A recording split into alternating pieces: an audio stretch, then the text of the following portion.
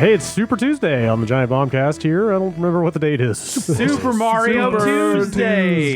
The third or the fourth. Pick up these vegetables. Okay, For and then soup? what? Throw them. At who or what? Fucking bad guy. Okay. Yeah. Mouser. Yes, Mouser. I didn't take you for That a crab wart. guy? I didn't take Yeah. you for a direct action kind of guy, but I can get down. I'm sick of all this fucking around. Yeah. Let's go grab those turnips and get to work. Yes. Grab those turnips and let's turn up. Yeah. Yeah. I could just see the posters now. That's yeah. I like this platform. I can get behind this. Yeah. I'm a single issue voter here, and you've got my attention. Pick up vegetables, throw them at the bad people. The tubers are going to be flying. Nice. It's about time. Yeah. Tuber. Hello. Hey. What is new? I rolled in like 30 seconds ago. Yeah. It feels like. Yeah. I went and voted and Yeah. stuff. Where's and, your sticker? It's in the car. Ah. The car Your voted? car didn't vote. No, but Griffin likes stickers. So. Okay. Okay. So But you he got a can't sticker. vote. Griffin's going to get thrown in jail if he That's- wears that sticker. Voter He fraud. did last Voter year. fraud. And yeah, he got thrown in jail? They Okay, didn't check IDs or anything. He just walked right in there. I just Yeah. kind of toddled in there. Nice. Make sure he doesn't put a photo of his ballot on social media. That's not. That's frowned on. Yeah. that He is- said, "I'm voting for pizza," and they're like, "We don't know what." No, he dropped out. Pizza dropped Yeah. out. Yeah. Damn it. I just got back from vacation as well. How was traveling? Traveling was fun. Okay. The first part was fine. The coming back was snowy because I went up to Tahoe. Oh, okay. I did zero skiing. Oh, that kind of traveling. Okay. Yeah, that kind of traveling. Okay. Was the lake still blue? It was still blue as my eyes. Keep that bumper sticker on your car. Yeah. Yeah, we stayed near Donner Lake, home of the Donner Party. Whoa. You guys familiar? Oh, yes. Yeah, they ate Yes. people. Yes, How's the food indeed. over there? I kept looking for jerky, like Donner jerky, and I couldn't find any. You got to make your own. Yeah. They don't like to talk about We weren't that. there long enough. It was just a weekend. So, like, the Airbnb. Okay, so no airplanes involved. On No this trip. airplanes. Okay. No, just driving. I see. So It's a nice few drive. hours. Yeah. Coming over those mountains and seeing the lake, it's like really beautiful. I'm sure it was. I slept. It's also a long I'll one. take it when I can get it. Good. It's good work if you can get it. And that's probably what I did most of this weekend was Nice. sleep, actually. Yeah, we went to yeah. ski hill Hell once. yeah. But I just primarily played with Griffin and threw him up on a hill and he'd slide down. It was great. Was it snowy? Yeah, we got snowed in one day, essentially. So we got like probably 4 to 6 inches. But that was enough to, because the plows didn't come in, we were kind of off the beaten path. Plows didn't come in for a while till like later that night. But anyway, it was fun chiseling our way out of that mess. I don't miss the snow at all. Well, you're in luck because it's like pushing 80 degrees here. So Yeah. This is great. in I'm all about it. March. Is that warm enough yet? Or does there have to be like significant, steady climate to kill the virus? I don't know. I'm not. the- I don't know. I don't know how much scientific backing there is behind that idea. Yeah. That idea may have been overblown. I'm not sure. Oh, weird. Yeah. We got virus fever here. That's at right. Giant Bomb. the bus ride in sure was interesting. What percent of people were wearing masks on your bus? I passed up like 3 buses in a row until I got one that was about 10% full, Nice. so I could put like 3 seats between me and everybody else. Yeah, lots So no- of people in masks. No masks for me. On BART. Don't they know that that's not supposed to? No, yeah, actually it's help? not helpful. It's like, it's bad for the actual, like, I had a friend who posted, like, hey, you can't get a mask. I've got a compromised immune system. there and are they're sold out shortages now. everywhere. Yeah. Thanks a lot, Yeah. jerks. Yes. So, but, Selfish jerks. people are going to, I mean, it also could be people who are, like, sick, have the flu, and are wearing it as a, Certainly. like, that's yeah. how Japan Yeah, does that's it, how you it's know? supposed to be Probably deployed. not. but I'm Conscientious. gonna say most people probably not. Yeah. People who like to rave, That's true. Yeah. I did see one cool, like, That's custom not gonna job. protect you. No, not at all. Well, no, it was a medical mask, but they had like painted it like an jeez. Oni smile, you Okay. know, like a wild little smile. I was just like, Wild smile. Now they're just inhaling paint fumes. Yeah. That's going to make you stronger in a different way. it looked older. I'm like, this Sounds great. They probably did this when it was fires instead of smoke okay. out there, or instead of viruses. We got a lot of reasons for masks out here. Turns out. in Cali. Yeah. Last I read, airborne transmission is not that likely with this one. It's Okay. it's Right. mostly touching surfaces, Yeah. which is why you're not supposed to touch your face. I can't Right. help it. And Or I shake just, people's God, hands. I want to do it so bad now. I had my first run in with a professional contact where we didn't shake hands last Thursday. Did you elbow it up or what did you do? We kind of looked at each other awkwardly for a second, and then nothing happened. Yeah. I was like, "Yep, you know, and I know. Yep. That we shouldn't engage in the niceties."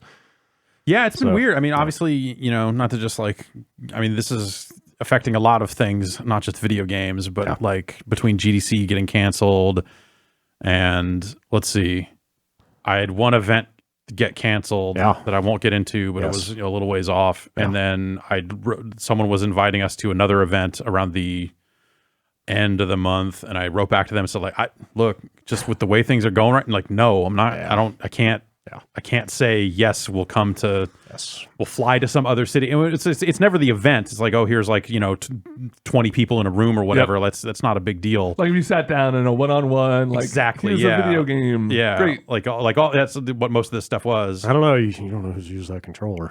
Yeah, totally. Yes. You don't I brought my own, Who thank is you. putting this Oh VR man, headset on? what if you showed up to an event with your own controller? It'd be pretty good. Yeah, that would be pretty good. It's in like a hermetically sealed case. Right. And then it's the like you put the gloves in and interact with the controller that way. Yeah, there you go. It's like the beginning of the Build Rock. one of those. That'd be really stupid. Yeah, exactly, like the beginning of the Rock. Yeah, it's been interesting because like this is getting to be kind of like event-ish season. Yeah.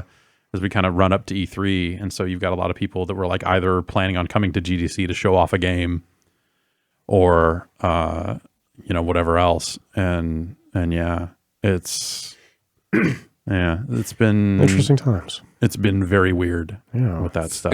It's always like I'm trying not to freak out. You know, if I'm kind of like at the point where if I get it, I get it. I'm fine. My health problems don't affect my immune system, so I'd be okay in that regard. But like, you know, you see friends posting pictures from inside the Costco, and it's just a wasteland and just stuff like that. And it's hard to not to start freaking out. I went out and just like got a couple of cases, like stuff that we use anyway, Yeah, just like stocked up a little bit, and canned water and goods. canned goods. Exactly. I cannot get a bag of rice anywhere. My day-to-day is suffering because of this fucking virus. I've got a bunch of rice. You want me to bring Yeah, you some rice? we stock up as a matter of course if you want to.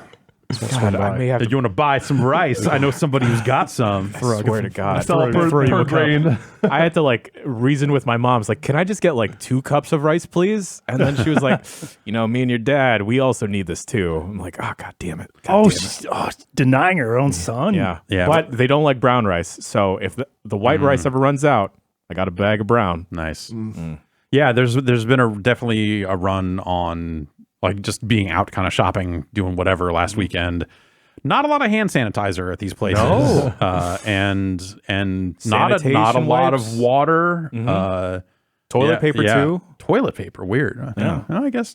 But To make your own Weird. makeshift mask. oh, okay. All right. I guess. Yeah. Pass the time. Mummies can't get sick. Yeah, they can't. Yeah. get sick. No, they can't. I think people are just worried about supply chains breaking down and things not showing up. But that I think makes sense. That stuff is a little overblown. It seems that way, but I think it's very easy to look at it's very easy to look at the news and look at like the federal level response to stuff and go like, this doesn't seem on the level. I should probably go fucking bananas. Time to go rogue. Yeah, I should probably be flipping out. Everybody for themselves. Buy some barrels full of MREs. Yeah, definitely. Yeah, just full on prepper, fucking bury it in the backyard type shit. Okay. I don't know, because there are like 2 cases now up where I live. One from the cruise ship, and then one from a different cruise ship. Apparently, The second confirmed case is like a 10-minute drive from my house. sure, right? Yeah. And yeah, it's. I don't know. Like, yeah, I think I would be like you in terms of just like, if I get it, I get it. But then like, so if my wife is still breastfeeding the baby. Yeah. If she gets sick, that gets way harder. Totally. It sounds like babies and kids are not like at major risk, and their symptoms tend to be pretty mild. But even if that's the case, you know, you want to be at 100% for your kid. Exactly. Like, 'cause there could be a million other Like things. so there's there's a lot going on there already. So the idea of like her getting sick on top of that is like, that's I think the concern. Yeah. But then it's easy to just like spend all weekend reading the news and going, this is fucked. We need to get out of here. Like that sort of stuff. So just stay in your house. Right. If you go out, you're fine. Yeah. That's Just don't let anybody in either. But but then you're getting packages delivered. And so what am I to spray down the packages? Yeah. All right. Totally. Absolutely. Glove up, extract the contents, burn the box. Got it. There you go. Yeah. Now let's just talk about the GDC stuff now. There's no reason to wait till news since we already broached the subject. Sure. So GDC was, they used the word postponed. Mm-hmm. I'm going to say they said they canceled until further notice. They say they're hoping to have an event, some event of some kind in the summertime. They avoided using the word canceled, but... Which I wonder if that's like, I don't know. I don't know what any of that means. Litigation kind of thing, maybe. Or there's some kind of, I don't know. But I mean, they're primed to lose a lot of money canceling this, and like they're probably like, if we can make it back, if we can make anything back. It probably depends on their contract with the city and with the Moscone Center and stuff like that. Like, what's the out clause? There's stuff in like terms cancellation of, insurance. Exactly. You can get. I'm not clear where they landed on refund policies for individual. It said they would refund people because they're because there were some developers that were like beseeching the organization, going like, "Hey, do the right thing." Like, I wasn't sure where they landed. I think once they finally came out and said this show is not happening, they said, "Hey, we're working on it. It's this is all happening right now. Give us some time." But yes, we are hoping to refund you. But small developers and people that were hoping to get to the show, they would have already booked travel and hotel by now, and the refunds on that will be a lot harder. So there's been people trying to set up some funds and stuff to help small devs. Yeah, there's a fund out there from, I can't remember. It was a bunch of people like Raw Fury and some other people have gotten together and started raising money for indies. That's cool. That's cool. Yeah, it's and GDC is a weird show. I think like the public response to this has been all over the place, because I think that there's just a lot of people out there that fundamentally don't understand what GDC is. And so it's just like, well, what about all the announcements? It's like, well, there aren't really. It's a networking event. It's not a show for announcements. It's a show that you bring your business cards to and go to different booths and take meetings, and you're either pitching a game or pitching yourself or whatever. You're like, I want to get a job at Epic. I want to get a job at EA or whatever. And you're going to booths and also, talking to recruiters, knowledge sharing as well. Yes, Lots of panels, postmortem, people.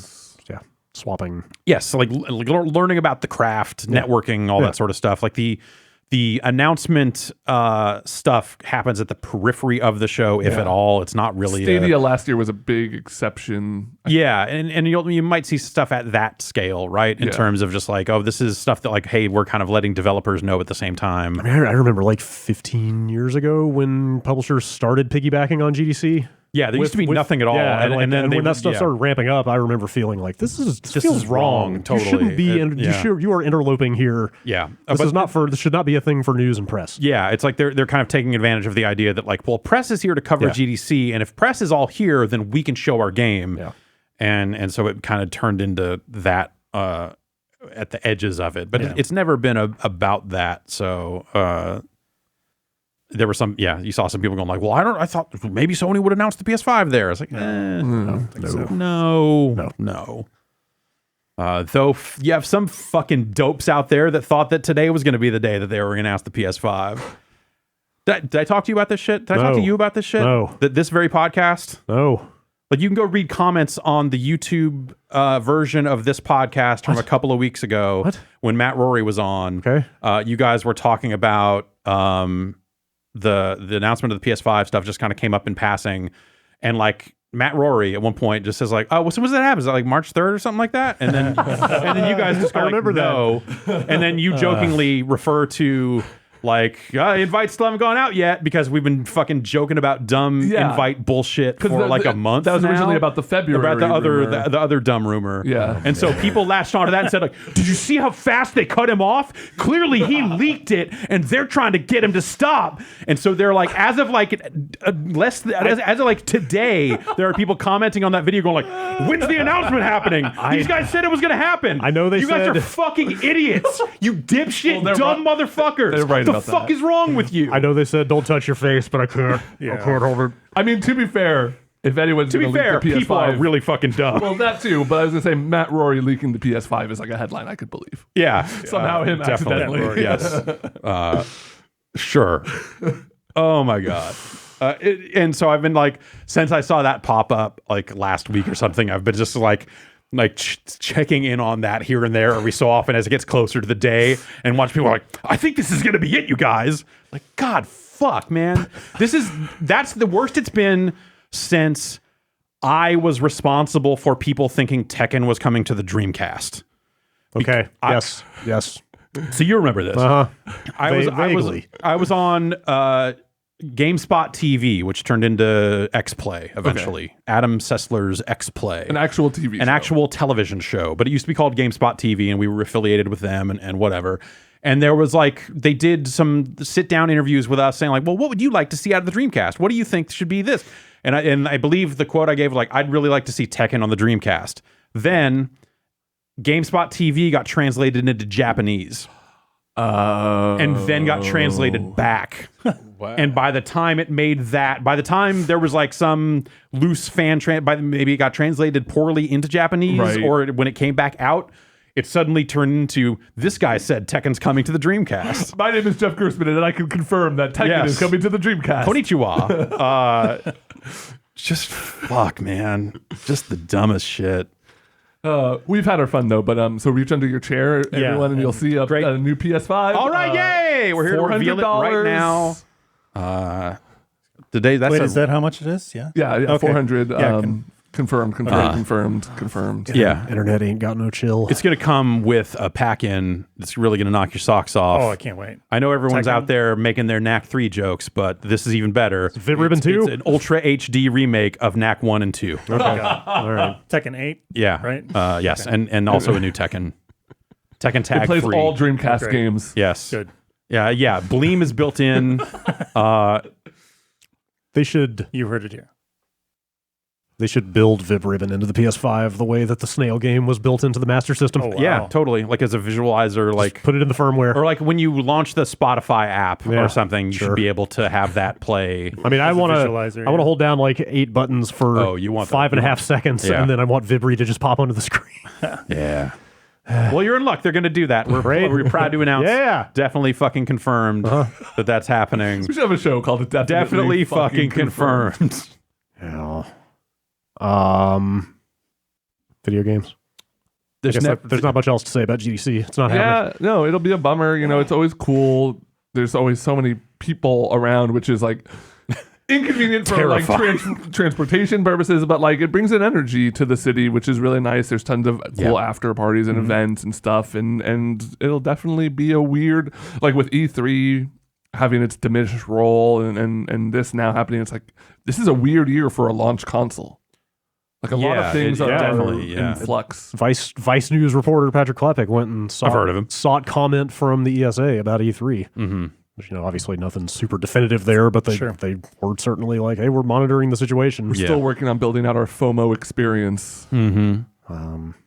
3 months is fear of missing out on catching the coronavirus. There's so many activations that are going to be involved. So South by Southwest is still on, and that's like next week, or 10 days or something. Right now, they're saying it's still on. Facebook pulled out of South by Southwest, and I think a couple of other companies may have as well. But they're out there saying, still on, still happening.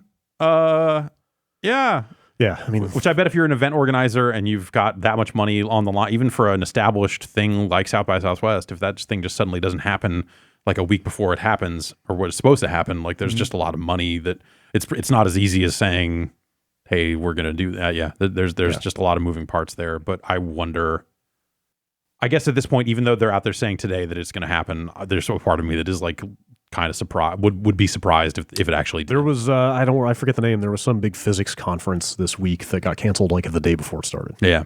Like, people were already in town for it. Right. And the organizers was like, hey, we've decided to cancel this. Yeah. It's like, fucking, we already came. What are you doing? And like all this stuff happened in the middle of PAX East. Yeah. Yeah. So 3 months is a long time for things to settle down before E3. It's tough right now to see that being impacted, but who knows? Right. Who knows? Yeah. There, I'm sure there is some worst case scenario where it is still a major part of our lives come May, June. But God, let's hope not. Yeah. I'm over it. Yeah. All right. Video games. I assume some number of people in this room have played the Final Fantasy VII Remake at this point. Yeah. Not just me. Yes. Now I don't get to act all special this week because I played it because you also all played the same thing I played. It. Well, I played more than you. Damn it. Like kind of a lot. I played like 3.5 hours of it. I was going to say, I thought you had an extended visit. Yes. The demo was not 3 hours. Yeah, we talked about it. We put up a video, I guess, at the same time the demo came out yesterday, which I didn't know was going to happen. So we talked about some of that other content. That seems like something that would have been nice to know. Whatever, it's fine. Yeah. Not the end of the world.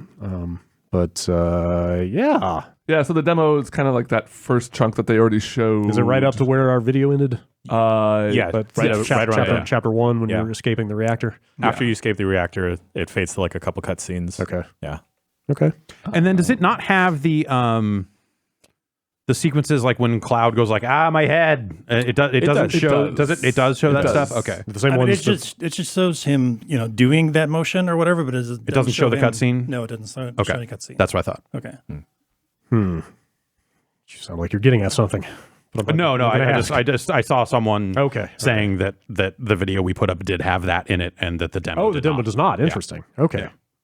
Huh. Which is a weird. Yeah. It definitely had that one flashback to Tifa. Okay. Yeah. But that's in the demo that they put out? Yeah. Well, that would have been the one I would have thought. I never of, saw but- Tifa in the demo. As a when they were child? little kids back Like in the old in village. the desert? It's like a 10-second. Maybe I'm only remembering it from the quick. Yeah, I might be look. misremembering the quick I thought look I then. Huh. There's definitely the line like, do you know Tifa? Yeah. Yeah. And then he had like the, my head hurts. Yeah. But And it then didn't maybe- cut to anything. I really liked it. Yeah. I liked it a lot. Yeah. Yeah. I'm pretty positive on the... A little more action oriented than I thought. Yeah. But there's also a lot of pausing. When you have to issue a command or something like that, it literally pauses. And that's kind of a break in the action. Yeah. But other than that, I think it's pretty fluid and pretty cool. Yeah. Yeah. It seems like a good mix of tactical command stuff and straight up action, like positioning your characters and a lot of AoE attacks and like... Yeah, I was eventually getting into a flow of going back and forth, and it felt pretty good. Like that first boss, there's spots where you have to hit it at a certain spot in the back to bring down its shields and elemental resistances and stuff like that. Building up the what's it called, the gauge where like the ATB? The ATB. No, on the enemy where you can break them. Oh, the stagger. Yeah, it's like the pressured is the first. Yep. Once it says pressured is then when you want to start piling on and fill and that. then you can stagger them and then kind of go all out. Yeah, it's fun. Like it really feels like they struck a pretty good balance between action and tactical stuff. Jan was saying it plays like a certain other game. Yeah, it's funny. I think I remember you, Brad, saying in the quick look, you had a little bit of trouble initially getting used to the menus and everything, like using a potion and then a spell while you were attacking. And then as soon as I got my hands on it, I was like, oh, this is Kingdom Hearts. Oh, great. But then like it's kind of where Kingdom Hearts can get very mashy and then you're just like mashing on square and not thinking about anything. Yeah. This is like a neat twist on that where you can actually control your party and everything and like issue a command on the fly mid swing with Cloud or like even being able to switch between characters is like a nice I think it's touch. a nice kind of flexibility because you can switch between characters actively and control them directly, or you can just pop off commands to the ones you're not playing as. So you got it really reminds me of both of the Tales games. I think a lot of action RPGs take that kind of style of game, and it kind of, I never realized how influential those were. I mean, those might not be the first ones, but those to me are like the ones that stick out as like, okay, you're controlling people in an arena, but you're actually controlling them and you're hitting the buttons to do moves, and you can like use hotkeys to have your allies heal or do special abilities. Are there hotkeys? Well, you can hold like R2 and then like square circle and stuff for like if you're controlling Cloud but you want Barrett to do his lightning spell. Okay, you can do that. Cool. Okay. I'm really excited for this game. I still think it's very strange that it's only, I've seen people say it's like a 10th of the game, it's a third of the game, whatever, like time wise, but it is definitely like a weird smallish chunk of the overall like thing. Who knows by the time they're done with all 3, 4, 5, 20 parts, whatever. Are they on some Are they on some Shenmue like fucking quest Like, this is chapters 9 through 12. Because it's just called Final Fantasy VII Remake. Right. Which is a little devious if Yeah. you're like people who aren't super in the know and are just like, oh, yeah, a remake of Final Fantasy VII. Yeah, like I said in that quick look, like I was talking to a guy who had just pre-ordered it, and I was like, hey, let me ask you, what are you expecting in terms, are you thinking that is the entirety of the Final Fantasy VII story? And he was like, yes. I said, let me tell you something. Remember Midgar? Yeah. And he was like, what? And he wasn't like, well, I'm not going to get it now. It was just like, holy shit. Like, it was just like was weird that they, he's like, okay, well, huh. Like, I don't necessarily have doubts that they're going to make this feel like a $60 product, like a full video game. Yeah. Like, I think they're going to they're going to nail that, but it's... In the context of, like, what you know of as the original Final Fantasy VII, that's a little, it's So did you have access in the demo to any of the deeper customization stuff in terms of weapons and materia and all that stuff? No. I think so. No, I don't think so. The build I played, I'm assuming that's just not available because Chapter 1 feels kind of like a tutorial. Yeah. Like the menu button just, I think, straight up didn't do anything when I played it. But then I played later parts of the game where you could fully get into that stuff, and there seems like a ton of depth there for customizing your weapons, characters, like materia, loadouts, and that dictates like what kind of spells you have on each character. And Any visual appearance changes?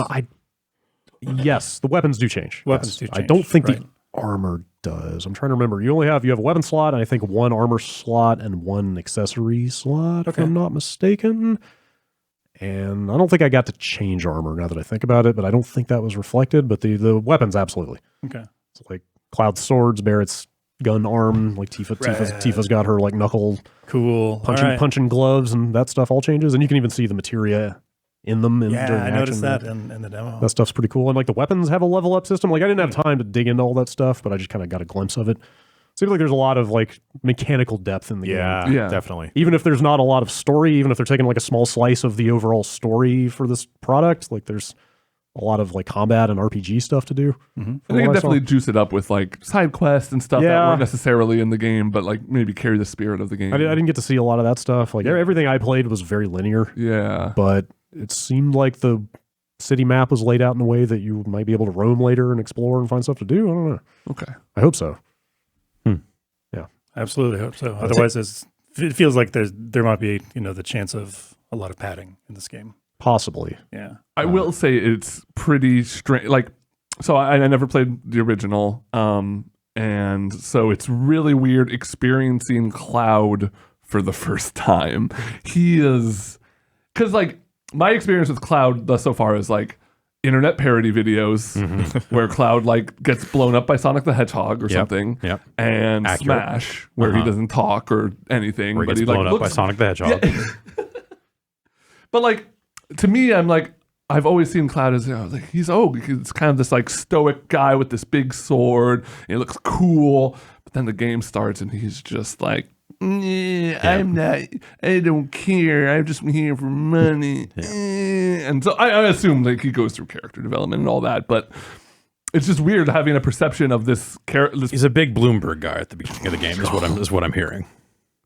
Well, I mean, he's just cashing the checks. Fair enough. I don't know. It's weird because like, for 20 years I've had this perception, or not 20 years, but close to that probably. Yeah. I've seen him as this like, he's the hero of Final Fantasy and everyone's favorite Final Fantasy guy and just this like cool, brave warrior. And it's like, Yeah. No, that's... He's all right. I'm sure he gets better. What if his sword had a gun in it? Yo, That'd be better. And he had a sick leather jacket. Yeah, with the frills on like there. A nice fur. Man, you want to talk about an edgelord. Anyway. The music was great. Yeah. In the demo. Yeah, it looks great. It looks fantastic. Like all the fights are very kind of over the top and kind of cinematic. Yeah. But also very, very active. And Yo, Something those air that, like, combos. And like the lock on targeting, I think, helps make it like the camera angles don't look like your average role playing game or action game because of the way the lock on stuff works. I was think surprised. It's got an interesting look to it. I was surprised at first because you're popping off special ability commands and then they just happen. And I was surprised given the lock on targeting that those don't like sort of auto seek. Like you have to worry about your positioning and your distance when you use all those physical abilities because they can straight up miss. If you're not close enough when you use your thing, they will just whiff. Yeah. I was surprised when I did the thrust that I completely whiffed because the little eyeball guys just went up. Yeah. Yeah. Yeah. If you continue to just mash your normal attack, you'll jump up in the air. It's amazing. Shit. Air combos for days. And I fought a couple later bosses in the game at that event on normal difficulty, and like the game's not messing around. Like I almost failed the second boss fight they had us play, and then I died on the third one like 3 times. Like it's punishing in a way that I thought was pretty satisfying. Yeah. So that stuff's cool. We will see pretty soon Oh yeah. what this thing looks like, Not too far off. start to finish. Happy Grand Blue Fantasy Versus Day. That was out. Oh yeah. It's It's finally out here. Today is the actual Yeah. release date for it. Yeah. Okay. And you guys have heard us talk about that. Yes. Yeah, it's out in the States. Go get it. I wonder how that will do here. I'm curious to try it today. I played some yesterday and over the weekend and got into some lobbies and fought some people and lost every single time. And That's no fun. I wonder if there will be an audience of people buying that. Like, is there an audience of people who are not great at fighting games that will understand that this game exists, and will they buy it at all? Like, I know Grand Blue's super popular, so maybe it'll attract people there. Like, it's kind of the thing of like, when I get into Mortal Kombat on week 1, you win a lot more fights, but like sometimes the more esoteric the fighting game, the more likely it is that on day 1 you're just going to get blown the fuck out over and over again by someone who knows what they're doing. I think that's true to an extent, but I think with this one there is going to be a swell of Grand Blue fans who get it. But also, But will they just get it and play the RPG story mode and just unlock the stuff for the other game? oh, I mean, and then not touch it, and then hop online for like 10 matches, total. I gotta get in there during those 10 matches. You got to find those players. I mean, like if it's Japanese, I mean, granted, Grand Blue is way more popular there than it is here, but it had the strongest launch of a fighting game in the last decade. So I feel like no shit. Its first 10 days I think outsold any other fighting game in the last 10 years. First 10 days. So it won the first to 10. Yes. Nice. Great. So yeah, I mean, I figure there will be a small but passionate audience of Grand Blue fantasy players who will pick up Grand Blue Fantasy Versus. Yeah. Cool.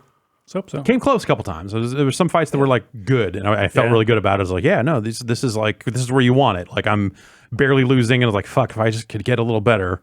Who are you playing? Katarina so far. Okay. Like that was my first pick. I really like Gran in there.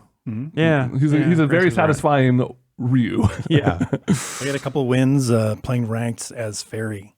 I like her a lot. Yeah. The whip The whip. Yeah. lady with the bunny ears. I'm excited for Evo because it is one of those games that feels extremely watchable. It's relatively easy to follow the action compared to other anime fighters. So I'm probably not going to play a ton of it before Evo, but I know that I can watch it at Evo and kind of follow what's going on. Yeah. Yeah, totally. And because it is such a grounded game, it's going to be easy to follow by that respect as well. It's cool. Yeah. This weekend I played the Final Fight CD soundtrack about 30 or 40 times. Nice work. I forgot what it was like to feel. Yeah. That'll do it. Sometimes you just got to go back. That reminded me. Yeah. Holy shit. I don't know how I never knew that existed. Yeah. It's really something. I played a good bit of Ori and the Will of the Wisps a couple weeks ago that we also put up a video of last week. Last Thursday. That was last week. Yes. I'm surprised how much Hollow Knight that thing apparently is. I went into that thing. Okay.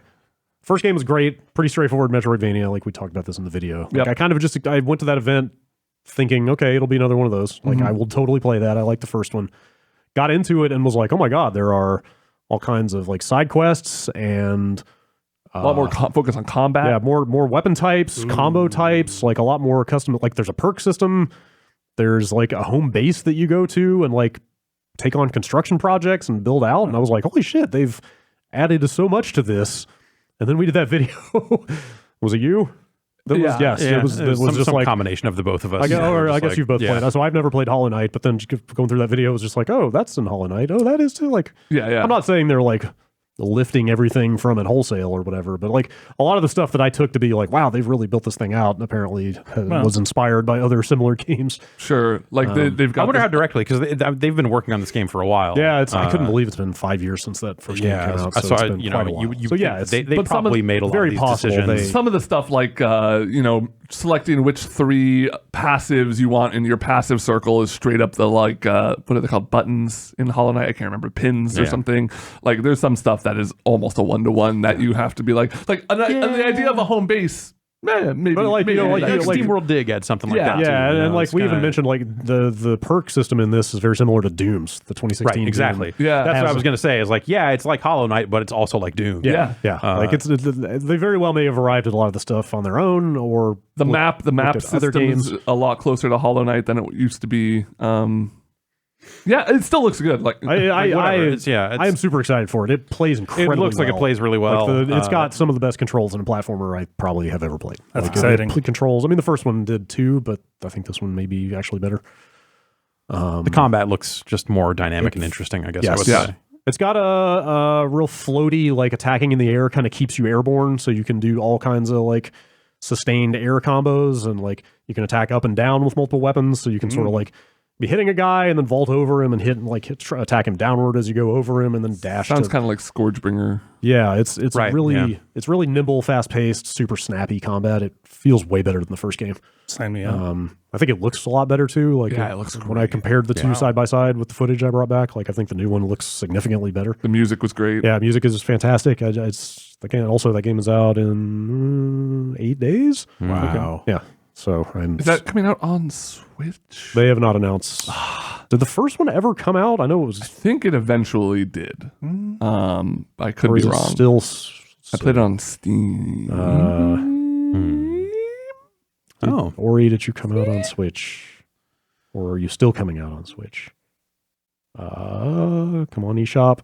Come on, eShop. Yes, it is. It is out on. It already did come out on Switch. Okay. They have not announced the new one as far as I know. But yeah, that thing looks great. I am super excited to play that now, more so than I was. Cool. What else is going on? I got back into the Division 2. Their expansion is officially out today. This is like a paid expansion? Yes. Because I know they were doing a bunch of free content. Yeah, and that, a lot of that free content stuff was like if you bought the season pass, you got early access to it and some other bonuses or whatever. But so yeah, this is like a $30 expansion, Warlords of New York, and out of DC. Yes. Oh yeah. Huh. So here's the catch. I can't tell you anything about it because I installed it, or I patched up the game, all that other stuff, and then went to go play it. And so basically, like a helicopter appears on the south lawn of the White House, and it's like, we need to get to New York. And I'm like, okay, cool. Well, I'm gonna go run around because I have not finished the campaign. I fell off maybe 2/3 the way through. I was like level 19 or something. And so I ran around and did a bunch of stuff in DC and did a couple story missions and all this other stuff, knowing that the expansion came with a level boost. So it'll boost you up to level 30, gear score 500, if you want. And I was like, well, I don't know if I want to do that. And then I got to a point where like, well, maybe I'll just go like try to do the gear boost and then finish up the DC stuff because I want to see that story and want to see how that ends and all that other stuff, and then go do the New York stuff. It'll be real easy to just like run through the story mission campaigns and get there with this high level character I get from the boost. But when you walk up to the helicopter, it lets you know, okay, you can get on this helicopter right now and we will take you to New York. A couple of things. One, we will mark this complete campaign as finished for you, which will lock you out of some trophies. We will boost you up to this level. Also, you can't come back to DC for a significant amount of time. Like, it seems like you won't be able to come back to DC until you're finished with the New York campaign. Huh. And then the level boost is tied to getting on the helicopter, yes. It sounds like. Wow. Yeah. So I had this moment of just like, well, I do want to see this because it's the new thing. And so I think what I'm going to do is I have like a level 4 character on PC. So I'm just going to boost there and see, just because I want to see what it looks like sooner rather than later. And then this maybe was the thing that inspired me to go back and actually finish that campaign proper on PS4. that's a really great looking game. Yeah. Especially on PC, but even on PS4, like it's just a little foggier, a little bit muddier. But it's just a really sharp game, like running through the streets. Like they've really done fucked up shit on city streets really well. Like it's just a very sharp looking game. And I just had forgotten that in my time away from it. And I like the changes they made. They're kind of doing the thing that I think they're kind of doing it. Like that more live games should do, that the Division 1 had a lot of problems with, where when I went back in, it had tooltips pop up as I was encountering systems that had changed. And it was like, hey, this thing is not like this anymore. Oh, wow, We've that's done cool. this. Like you can go read the patch notes and extract that information, but like having not played that game that much since it launched, like be a little too there's a abstract. lot of stuff that has changed since then. That's smart. Yeah. But it was this feeling of like, okay, well, like they reset all the tool and I don't know, they reset almost all of the tooltips. It was giving me early game stuff that I didn't need.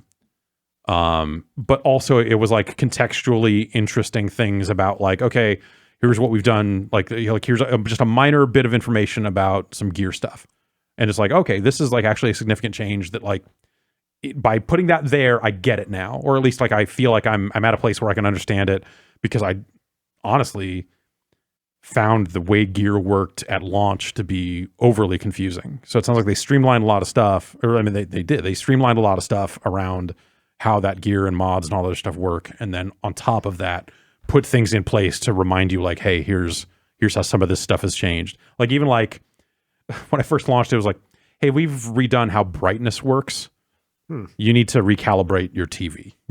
You need to like, we need you to go through this process again for HDR or whatever, which is like a weird one. But yeah, it was like just a few little things like that along the way that made me feel like I had a better handle on what I was doing and what I needed to do going forward to kind of get back into the game.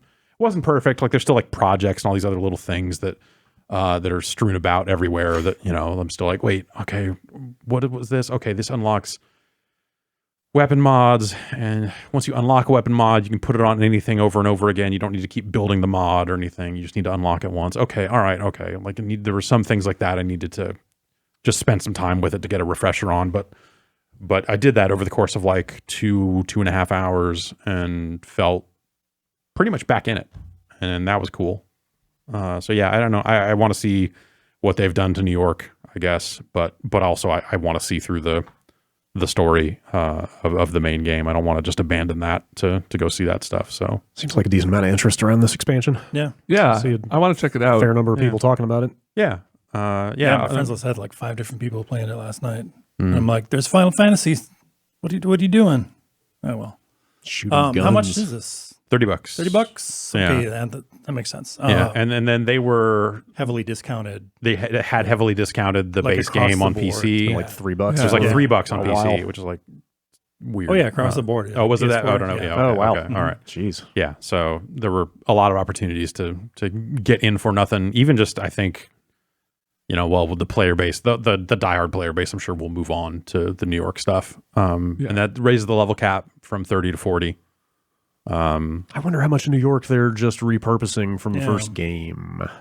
Right. Yeah. That was what I was hoping to come in here and talk about when I sat down to play a bunch of the game. And then I realized like, oh shit, I actually don't want to fuck up my character. I mean, I'm sure a lot of it is gussied up, of course, but yeah, like, you'd modified and it's not Christmas anymore up there, probably. Oh, But I wonder how much they actually built new, Right. as opposed to reusing some stuff. Yeah, but there was some cool new stuff. Like even just playing in the DC stuff, like new things were popping off that I had not seen last time I played the game. That just seemed like cool additions, and just it all felt very smart, and I had a lot of fun with it. Like even more so than I did then. And I wonder if they did some balance changes around some difficulty stuff, because I think my main problem was trying to solo it and getting flanked constantly. Yes. Because the AI is good. I mean, like it's it's a cool problem to have. Yes. Because you're like, man, these guys are fighting me like you would fight somebody. And that's a pain in the ass when I'm alone. It was like mandatory to have a turret. Right, it felt like it became kind of a lot. I did not use the turret, so I was using the drone, which seems fine. But anyway, I would run into too many cases where it was just like, man, I'm like Good thing this checkpoint's close because I died like 6 times in a row with this same one. That was what ended up knocking me off. Too many guys were flooding me. I don't know if they just balanced the solo aspect of it a little better or something. Yeah, I wonder. But it just felt like it was like, man, if I had just had even one other person here, we would roll through this.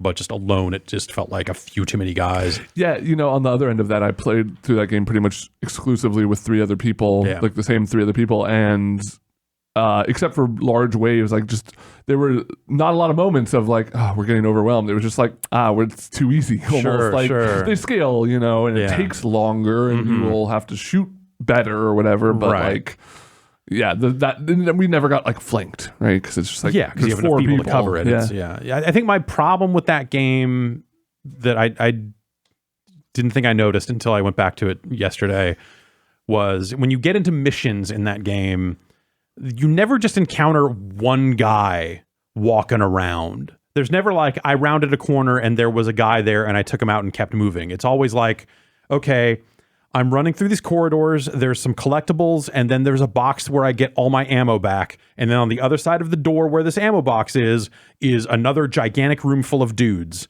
And there will be a few waves there, and then I will clear that room out, and then there will be more corridors full of collectibles until I find another restock box, and then I will do another big room full of enemies. And every mission is designed like that. It never feels... Well, they're well disciplined, Sure, they know that you're out there trying to mess with them. But it never feels natural in terms of like, you've got a guard poking around one of these offices looking for stuff. What's that? There's never like someone going like rifling through a drawer that you just run up on and fucking break his neck or something. And so I like it makes the game feel very mechanical. Yes, it's like a Smash TV. Sort of situation. Kind of, and that's weird. It's not like a huge problem, but it's the sort of thing like, man, if they just took like 2 guys and had them walk a patrol route in this hallway, this whole game would feel so much more natural. Even if it was like one semi-powerful enemy, it took a little bit of work to take them out or whatever. But they don't ever do that. And it started sticking out to me. I guess I just noticed it. Check out this thing I just noticed about the Division franchise. All right. I've been playing One Punch Man, a hero that no one or nobody knows. Guys, nobody. Go ahead, do your... Nobody knows. Get it out. What? I've never seen One Punch Man. He punches. Anyone? I'm sorry, I just assumed. They just die. Anyone here see One Punch Man? A little bit. Okay. Yeah, He's bald, right? Yep. So He basically, punches a guy. this is the latest once. and greatest from Spike. Spike. This is a Spike Lee joint. No, it's fuck, man. I did it again. I got excited. You got excited about I got excited about an anime game because I was like, no, this time it looks like there may be. So okay, This time it's on you. the whole deal with the game is it's like it's an arena fighter, but it's all about like you start out and it's 1-on-1 and you have other heroes coming to your rescue or coming to join the fight, but you have to survive long enough for them. And you're not playing as One Punch Man. You're playing as a created character. You are playing the campaign, but you can switch between like the other characters that you have coming in, like Saitama and stuff. And that's the One Punch Man. And I'm like, okay, well, how are they going to balance this game? That's the One Punch Man. The whole premise of the show is he's a guy who can kill everyone with one punch. And so the way they deal with it is it takes him fucking forever to show up if you will get him as one of your allies, but then he shows up and sure enough, you can just stand there and it's like the dopiest looking jab. It's like a Street Fighter 1 looking jab where he just kind of like sticks his arm out, but they explode into a million pieces. And that's great. And the first time you see that, you're like, oh, it's fun. I like it's the like show. the thing from the show. It's like the thing from the... But then you have to play the rest of the game. And it's honestly, and I'm not saying this because I'm burned by it, but one of the worst feeling arena anime fighters I've ever played. I played a little bit of it as well and got the same impression. There's a light and heavy, but your heavy attack sucks. Yep. It takes like 3 seconds to charge up. Yep. Getting knocked down puts you on the ground for like several seconds, which doesn't sound like a lot of time, but if you think about a fighting game, like think about every time you got comboed in like a fighting game, you had to like lay on the ground for 3 seconds, and neither player gets to do anything. It's not like it's not like you're getting rocked down there. You're just invulnerable on the ground, slowly standing back up. That's fun. It's like an old wrestling game. Yeah, no, it's not. It's just a huge bummer. It basically it takes it's kind of it's a side story where you're playing as a hero, trying to progress your way through the hero association, trying to rank up. And you meet all the characters from the show along the way, you know, and they eventually join your posse and you can start summoning them and stuff. So if you summon other characters that are not the One Punch Man, do they just come immediately? They come in like 20 seconds. Okay. As opposed to like a minute. Yeah. Or 2 minutes or whatever Saitama takes. And there's like, you know, you can customize, you can switch between, there's different styles of fighting. There's like power-based, speed-based, whatever. And you're leveling those up independently of each other. There's special moves that are each tied to those, and you can learn more special moves from your allies and stuff like that. But can you eventually learn the One Punch? I don't know. I wouldn't be surprised if there's something like that at the end. Like a New Game Plus mode where you just go through. But yeah, man, there's a lot of just like running around an open world, talking to people, and it's just like, I lost my book. Can you find my book? I think I left it at the bookstore. And you go to the bookstore, and the bookstore guy's like, I found the book, but I gave it to the guy at the supermarket. Go to the supermarket. And you just, it really feels like a PS2. Well, was it at the supermarket though? Era. Yeah, was the book there? No, it was one more place. It's usually 3. Like, there's usually 3 steps to everything. Are you fighting people along the way or doing anything? Nope. You're just running. That's good. That sounds fun. You're just running. Get your cardio up. Yeah. And so, like, when you say arena fighter, you mean in the terms of like a jump force, like that style of bullshit? Yep. You basically, and really the entirety of the combat is like you find your one good combo, which is usually like light, heavy, light, special, or something like that. Yeah. And you just do that over and over until the enemy is dead. That's cool. It's just so. What's the opposite of dynamic? Static. It is so static. Stagnant. It is so just one dimensional.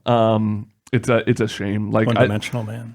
I think that's one of the best animes of the last decade for sure, and this game just does a huge disservice, and it's miserable. Don't play it, even if you're a diehard One Punch Man fan. I think it's not worth it. A One Punch fan. A One Punch fan. Jump sorry, Force. Ben. It's worse than Jump Force. Wow. You did seem genuinely excited. Like, there might be something here. Oh, One of these days they're gonna figure it out. I swear. I think that My Hero game was a much better representation. That was okay. And another one of those is coming out like next week. Oh, fantastic. Yeah. So the Kill a Kill game that you like. Yeah, I think that was one of the few like interesting takes on it because that was also it was just published by Platinum or co-developed. I can't remember. Platinum was involved in some way, so it makes sense that it was kind of okay. Or not Platinum, Arxis. Yeah, Arxis was Arxis involved. was involved. Yeah, I wasn't sure about Platinum. Yeah. No one's ever sure about Platinum. Nope. No. Well, we have more to be unsure about Platinum later. In the news, Kamiya knows what's going on. Right. Tommy always That dude would not. Does he? He would not dispense harsh justice on Twitter the way he does if he didn't have a plan. What if it's all a cover? It's all a man. smoke screen. Huh. I guess we'll find out after this. Has anybody got any other games? I just hopped into Red Dead Online with the East Coast folks yesterday. Yeah. I remember that I'm not the biggest fan of Red Dead, but that game looks really good. Yeah. Even on a base PS4. Good looking game. And yeah, like I've never popped into GTA Online at all, and I kind of just popped into the online for Red Dead just for that stream. So I have no idea what like the economy or like the life of that is. But it's real neat because you can actually assume a job now in Red Dead that's Online. something they added a few months ago. I sometime believe last so. year. Yeah. Yeah. It sounds like the biggest single edition since it came out. Yeah, so you can have like a role that you're actively working on in the background on top of playing the actual thing. What is the stuff like Trapper, Moonshiner, stuff Moonshiner. Can you be a dealer on a riverboat casino? Well, I mean, with Vinny, we made like an underground bar, so I feel like it wouldn't be too far off to have like a floating river casino, because that sounds like a great time. And I don't know, I don't think I'll spend too much time with Red Dead afterwards, but if I had a group of friends that wanted to do this would be a neat thing to do. I don't know if it's because the instance we were specifically in, but we didn't run into anyone else ever. I don't know if it's like supposed to be open world like that, or you. It is, yeah. When I played it back in launch, there were people all over the place. Yeah, So maybe we didn't run into a single other person, which was population is a little falling odd. off, maybe. Yeah, it was fun times. The economy though really fucked because Pretty harsh. Yeah, Abby and Vinny had been playing and like accumulating funds, and then we went into a store to buy outfits, and I open up the catalog and I can't afford anything. Yeah, So, that was like great. a lot of grinding involved in that thing. Yes, tons of grinding. What if you bought some shark cards? That was actually one of the things, is that to advance Vinny's moonshining operation, you could either wait 8 to 10 minutes or pay some gold. And he paid the gold. We got the moonshine. Grease the palms a little bit.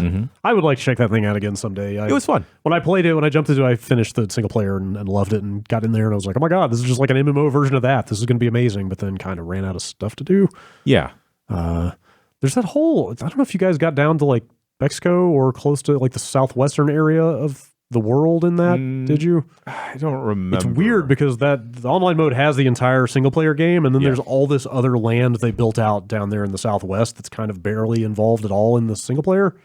Like it's like towns from the first game that are not in the second game, except that they made them for the online. And it's like, what are they doing with this? Like there was a rumor going around for a long time that's like, oh my God, they're going to remake the whole first game in the second game engine because they already built the landmass. Why wouldn't they? Like they're just going to port it all over. Like it's going to be a big single player thing. But I mean, there seems like there's an overarching story in the online. So there is, maybe So, I'm sure it takes you through there. Yeah. It's an interesting thing. All right. Is that it for games? Shall we go to break? That's it for games. All right. Let's go to break. We'll be right back. It's like a little bit of pop country or something going on there. Oh, yeah. In the break. I fell into a deep hole. Oh, no. In audio network. Audio networks, they got everything over there. Yeah. They have grime. They have pop country. They have Celtic chanting. Okay. Yeah. All the hits. Nice. Whatever you need. Whatever you need. Wide array of Christmas music, it turns out. Yeah. In a variety of genres. A lot of Cuban jazz. If you were to... Not a lot of steel drums, though. I love a steel drum. They'll get there. News. We talked about GDC stuff already. Hit the steel drums. That's right. Steel drums for GDC. Is it the only steel drum song you know? Did you not buy that guy's CD at the wharf? All right. There's doesn't DJ have like a song that has... He shakes maracas. He shakes maracas, but I believe in a backing track there are steel drums. Okay. Today is the 3rd of March, meaning that Half-Life Alyx is less than 3 weeks away now. Crazy. And Valve has put out 3 videos. 3? Count them. On March 3rd? That's right. Oh my God. The third day of the third month. Taking the number back. They put the videos out yesterday. Three. Right. Yes. Yeah. Okay. Yes. Never mind. Each one showing off the 3 different 3? Yes. Locomotion options, the movement, Guys, no. Shut up. Guys, no. the ways of walking. Yes, there are 3 of them. We already did that. Okay. Yeah. It's like standard movement that I assume is like thumbstick driven. Is how you would do that. Yeah. Continuous. Yeah. right? Well, there's the like kind of Snap to the hard cut teleport, and then the sort of zooming teleport. Yeah, I don't like know. the- I don't know if there are names for those. It kind of paths you to the spot you They teleport say them in to. the description. One of them's called like teleportation but I mean, those may just be Valve's names for them. I don't know if there's like a common shorthand for VR There movement. probably is. But and it's cool because they're all different sections of the game. yeah, too. it's like different stuff. So Yeah. you get a good kind of cross section of what type of stuff you're going to be doing in that thing. It looks good. Yeah. It looks really good. I'm weirdly excited about this in a way I've never been excited about a VR game. Yeah, I mean, like, it doesn't look like anything revolutionary, but it just looks really well made. Yes. You know? Like, all the stuff you're doing in it looks like stuff that other VR games have attempted, but not at this level of detail. Just that little shot, it's in the first of the 3 where like Alex picks up a bucket full of stuff, tips it over, dumps the stuff out, and then puts it over the other thing. Yeah. I'm like, that seems right. Like, walking up to the weapon terminal with the head crab, like, draped over the panel and just sort of using your hand to, like, knock the head crab off so you can use the panel. Like, it's Like, it's all stuff that's been in VR games, but something about the polish of it. And Right. Yeah. That's what you want is like, hey, give me ways that help make this feel like a real place. Yes. Where the objects have the right amount of weight to them and move, you know, And like Half-Life kind of did that. Like Half-Life had its like the physics gun, stuff. yeah. Half-Life 2 for its era. Yeah, for absolutely. Like Yeah. physics were the big deal for Half-Life 2 and yeah, this, you know, ideally is some kind of VR based expansion on some of those themes, because what is VR about if not physics at the end of the day, and interaction. Yeah. And this has a ton of that kind of environmental stuff, like pulling the car door out to use it as cover in a firefight and stuff like that. Like, it feels like the environment is there to be used, Like, you can put your hands on stuff and manipulate it in a way that enhances what you're doing. That shooter sequence looks kind of like a lot to me. It's the third video. Oh, okay. With the kind of more open area. Well, it just looks like a lot to handle. There's enemies all over the place, and they're shooting grenades at you, and there's flying buzzsaw drones, and it just kind of seems like it might be a lot. Sometimes that stuff, I think videos of VR games can cut both ways, because sometimes they're and these are very smooth in a way that helps you to understand the action in a way that, when we record a Half-Life Alyx quick look, eventually, maybe, it will be a jittery mess because, someone will be looking around all over the place. And, they've smoothed these videos out and made them a lot easier to follow. Pretty well rehearsed. Yeah. But also it made me wonder if they have something in there that will, if someone played that and then they were able to go through and smooth out or adjust the camera. Kind of stabilize stabilize it, the viewport or something. I wonder. But I would guess if somebody just ran through the sequences enough times, they could get it down pretty well. You're probably right. Anyway, point being, sometimes things that look like they might be a lot to handle in a 16:9 window are easier when you have that immersion. Yeah, sure. But sometimes it's vice versa. Yeah. So I don't know. Yeah. Sometimes stuff feels overwhelming because you're like, oh, right, there's stuff behind me. There's stuff everywhere, all around me. Right. And it can be hard to this remember was that. just enemies coming at you from every different direction and having to switch cover points a lot and stuff like that. Yeah. They, and I think the other big thing to remember here is that they've committed to supporting a lot of different headsets with a lot of different hand controllers, really. The headsets are what they are. But between the finger tracking or the stuff they have on the knuckles or whatever, the index controller, all the way back to Vive and Rift, early stuff. I think that'll be, if anyone's going to spend the time to do it and try to do it right across that whole portfolio of devices, you'd think it would be Valve. We'll see. We'll see. I think for me, the big thing still kind of comes back to what's the pacing of that game going to be like? Is it built in such a way because you're going to have people that can only play that game for 20-minute stretches or something crazy. Like everyone's going to be a little different, even in the context of them. That's why they offer the different movement options. It's like, hey, one of these is going to be more comfortable for you than the others, maybe.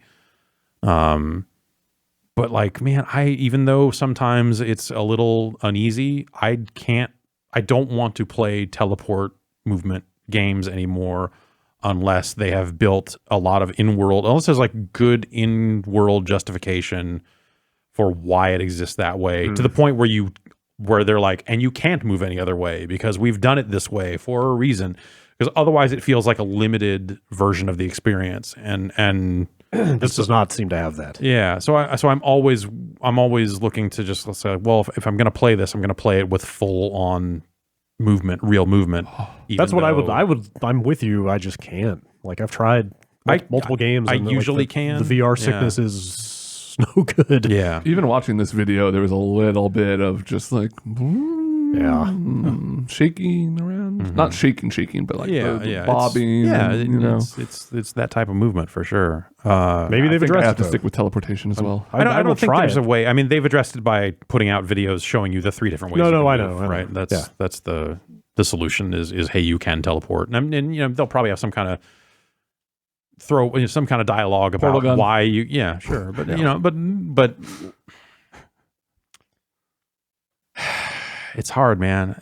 Obviously people need it. It's totally valid. There are times when I want to fall back to it, but it just feels like such an immersion breaking thing for me when I have to go okay, and I need to teleport. I need to rotate it because I want my feet to be facing this way. Oh wait, I fucked up. No, wait, I need to turn around in place and look down and teleport to right where I'm standing, but rotate around and do this.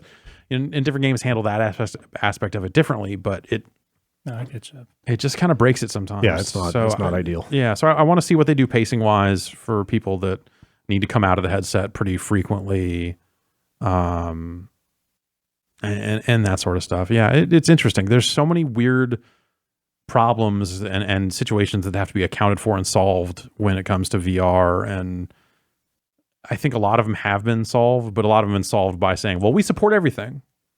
And that's cool, but I wish there was something more. We need to be better. That's it. Well, I mean, need to now evolve. let's just start raising kids in VR on VR. That's so what they're I'm ready. doing. Yeah, exactly. Just keep the helmet 24/7. on at all times. Yeah. Also, I just wanted to shout out the I really liked the dialogue in it. Yeah, it's not bad. Yeah. It sounds like you've got a handler on the radio that Yeah. kind of gives Alex reason to talk, which is good. Yeah. That thing looks pretty good. Speaking of looking pretty good. Hey, do you think that thing's going to end with some big cliffhanger Well, it feeds for into another Half-Life game? 2, right? Isn't it Well, I set guess before it's 2? Yeah, it's between 1 and 2. Okay, so maybe they just I But guess they can just yes. wrap it up that way. I But do think also, there will yes. be some. They love that shit. Like, and I feel like it wouldn't be a Half-Life game without it. But I wonder if that cliffhanger will just be something that's answered in existing Half-Life material. I feel like it'll be some sort of side thing Yeah. that will eventually, if they do make a Half-Life 3, like tie into that. Does the G-Man only ever talk to Gordon? That's why he's called the G-Man. I'm not sure. I mean, he's in this, right? He was in that first trailer. I don't quite remember. Yeah, he was. Oh, okay. He was in the footage, so he has to be in this in some fashion. Yeah.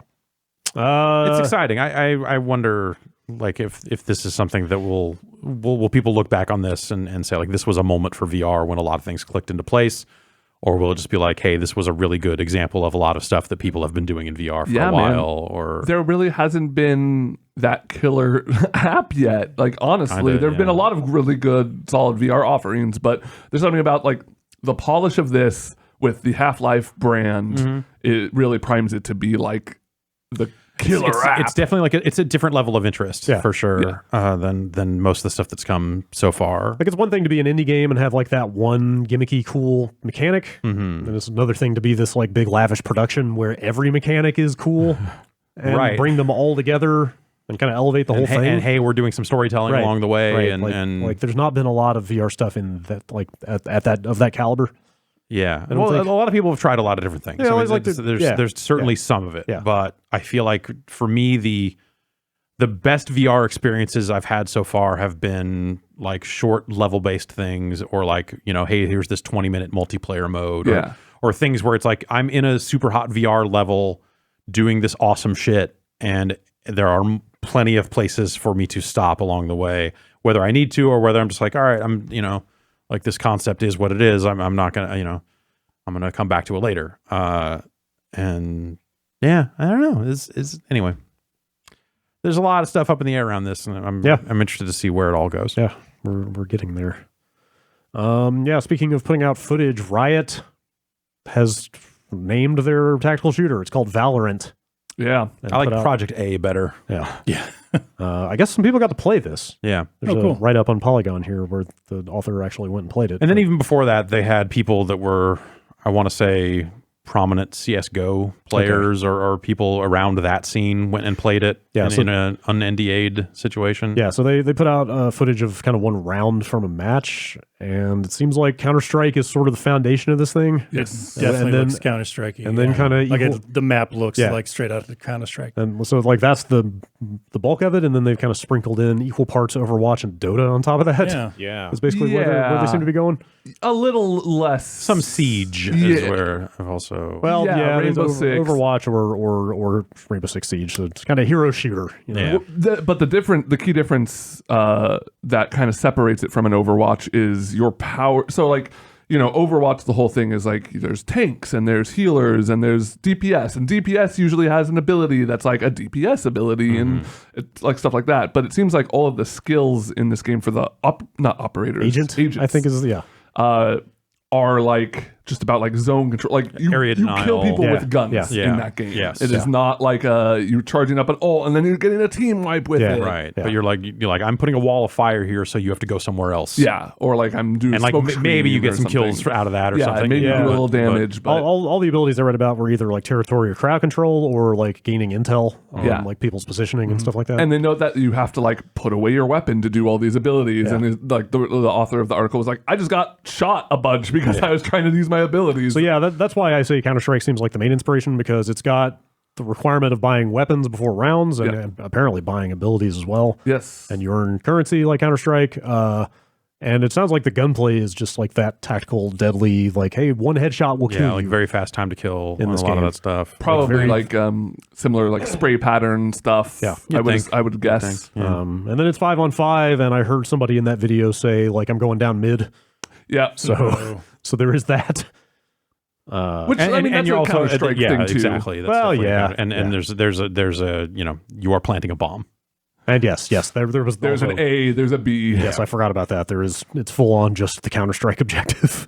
It looks nice. It's cool. I It's really got like the like way art it style. looks. It's an interesting mix of stuff. It's like it's realistic with a little bit of that Overwatch kind of cartooniness. Not even cartooniness, just stylized. Yeah, some like kind of flamboyant looking character design with big hats and stuff like that. Yeah. But still pretty grounded and sort of gritty looking, I guess. I mean, for the amount of cash Valve makes off of the gun and knife market, it makes sense that Riot would go like. I mean, I think going after the Counter-Strike audience is just the move if you're going to make a shooter now and you have the resources, because like Counter-Strike, it's still huge and popular, but there hasn't been like a successor to it. Right. There's Siege. Siege is kind of, I mean, Siege is huge. Siege is and huge, it and, like, probably a lot of people are into Tarkov now, which is kind of similar, but it's more like raid folk. It's more it's tactical, but a little more like about like an MMO or whatever. I tried downloading Tarkov again last night, but I'm running a build of Windows that is not compatible with their anti-cheat stuff. I played a couple rounds at a friend's place, and that game's messed up. That was my So I don't think I've played it for like a year or something. Like we got a hold of it a while ago, and I remember downloading it and we're like, we should do something with this, and downloading it, go like, we should do something with this later because it's rough, but it sounds like maybe it's still rough. My buddy, just as a really quick side tangent, he spent a month and a half preparing for a raid, getting all of his equipment, multiple vests, guns, et cetera, lost it all in the raid within like 15 minutes. It's just like a month and a half of progress gone like that, and I'm like, I'm not gonna do this. But I love this. I want to hear. I want to hear stories about this. But boy, but yeah, so like I think there is an audience that is looking to move on to another game. I think that if they have a similar, crate, I don't know if it's going to be a 1-to-1, but you have to imagine that gun skins and ability skins and all that stuff is going to be. Yeah, I just looked it up to confirm it is free to play when it comes out. Sure, I couldn't remember, but I feel like they said. Did they say all of their games are going to be? Maybe I'm making that up. I don't know. Yeah. But did they confirm they're working on a fighting game? Yes. Okay. Yeah. I wonder if there's not that many free to play fighting games out there. You could see that maybe going with some kind of different model, or maybe they're the first to be like, hey. There's definitely room for another, like Killer Instinct. Ultra Fight Daikatana 2 is the free to play fighting game. Is it really? True. Yeah. Oh. One thing that was kind of off-putting is that it mentioned 25 rounds. Yeah, man. Like I was got to be like a first. wow. It's like first to 13. They said a full 25. Counter-Strike is like that. Counter-Strike is already too long. Counter-Strike is most long. of the time. They flat out said in this that a full 25 round game could take an hour to finish. Oh boy, like that's full on MOBA territory in terms of match length. Yeah, that was reading that was like, all right, man. Yeah. No, I mean, you wonder if maybe they'll roll out like reduced length modes or something. It's like, this one is only best of 5. or have other, like, honestly, like, as much as I do still probably launch Counter-Strike once every month or two, it's not to play it's to play gun game and other dumb shit with respawns. Like, I'm usually not playing actual proper Counter-Strike. So yeah, I don't think they put a time frame on this, did they? Like a release time frame? Yeah, I don't know. I think It's also still testing. You would think that, with them getting out there and showing stuff, that they would maybe look to probably sometime put this it year. out more widely this year. Yeah. this is the first new game that they've shown that isn't lead characters. Also, Right. like it's a completely new cast. Yeah, sure. Indeed. That looks pretty nice. Nice mix of influences. Business Insider had a story this past week about Stadia. It's actually 2 days ago. They basically talked to a bunch of, it sounds like it's pretty much all indie developers, smaller tier, not people with big publishers, who pretty much to a person said, hey, we're not on Stadia because they lowballed us. They didn't offer enough money. Yep. That's I remember coming back from that PAX before Stadia launched or after they announced Stadia. Yeah. And that was pretty much the vibe I got from smaller devs. They were just like, oh yeah, we got in a room with them and they like basically tried to fuck us over on the money or you know, their offer was like not even within the realm of possible. It was just like, no, what? Come on. Right. Yeah. You just saw quotes in there that like, yeah, I mean, you know, going into business with Google isn't it's like the price wasn't right, and another concern that a lot of people on the consumer side had with Stadia is like Google likes to kill projects. Yeah, it was funny. A long history. It's funny to see in here. They said every single developer they spoke to expressed that exact concern. Yeah, it's like, hey, why would we invest the resources to get into this platform that may not exist in a year?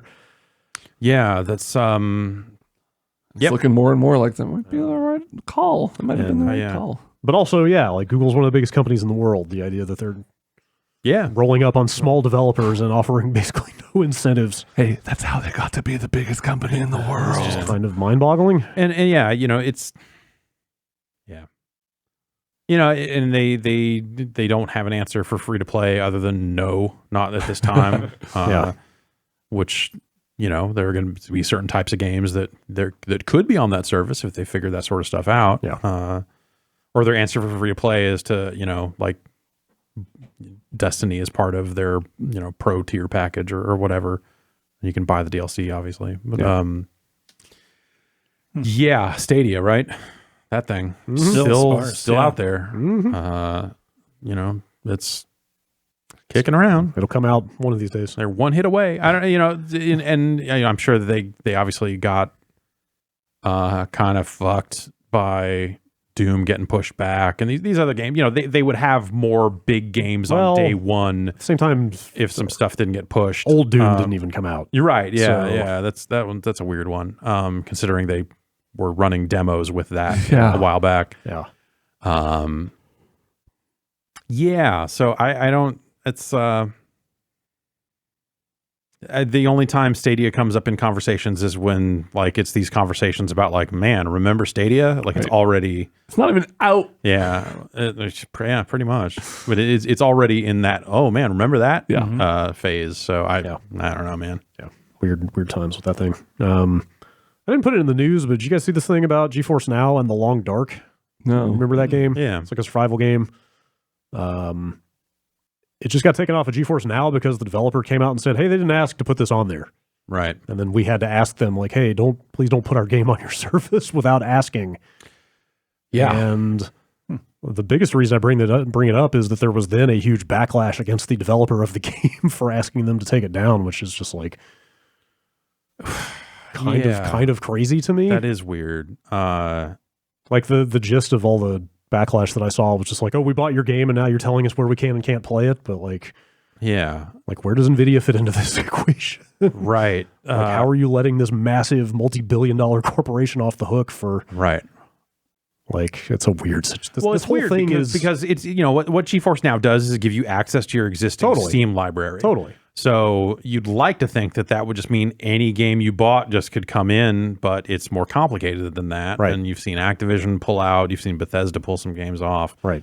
And now The Long Dark, like, you know, The Long Dark is certainly not the first game to be removed from the service. It definitely won't be the last. Yeah. Yeah, it makes this whole thing seem like shady in a way that it didn't before, because you look at it and go like, oh, well, yeah, I probably won't support every game. But, you know, presumably it'll support a good swath of them, and that's cool. And I can play the games I own already. That's great. And then you see stories like this where it's like, oh, they just kind of like just assumed this was going to be okay and did it. And you're like, well, wait a minute. Like there's... I mean, you know, at least they made good. When asked, sounds like they were amenable to just, oh, yeah, we'll take it down. Yeah. The bigger thing was just the intensely negative response to the developer that I saw over this stuff is just crazy to me, because it's like, NVIDIA is potentially going to make a shitload of money on this service. Right. Like, yeah. So I guess like that's the question you have to start to ask is like, are the developers of the games, should they be entitled to some form of the profits or some form of the revenue like it come in from GeForce Now? Right. Like it was being treated as this very anti-consumer, like, oh, you're telling us how you're dictating how we can and can't play your game. Right. But I specifically looked it up after I saw this. NVIDIA has a market cap of almost $170 billion.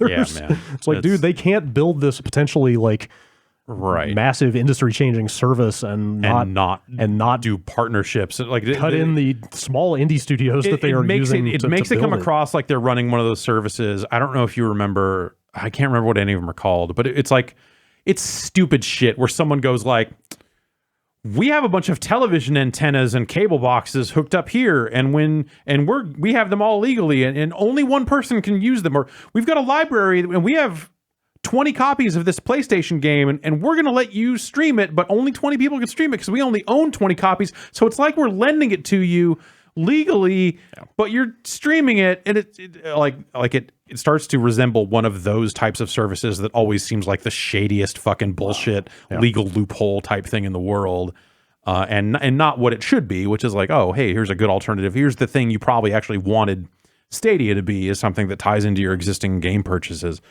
And so, yeah, I don't know. Like you're right. A company the size of NVIDIA, you would think, would go about this in a different way. Yeah.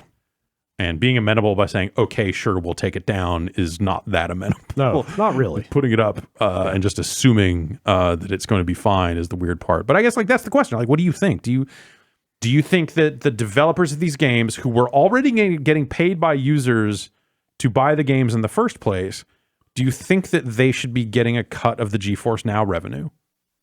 If NVIDIA is going to build that service, then yes. But NVIDIA builds that service agnostically in a way that's just like, hey, we're providing access to these processors, you're providing the games. I mean, I don't think there's anything stopping anybody from going out there and renting the server time now to do that stuff. Yeah. But again, they are building what they are eventually going to turn into a for-pay subscription service.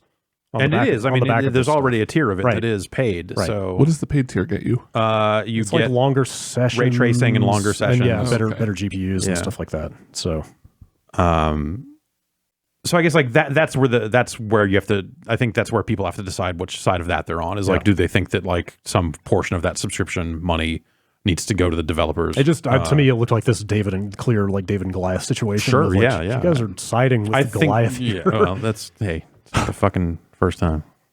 No. Anyway. Yeah.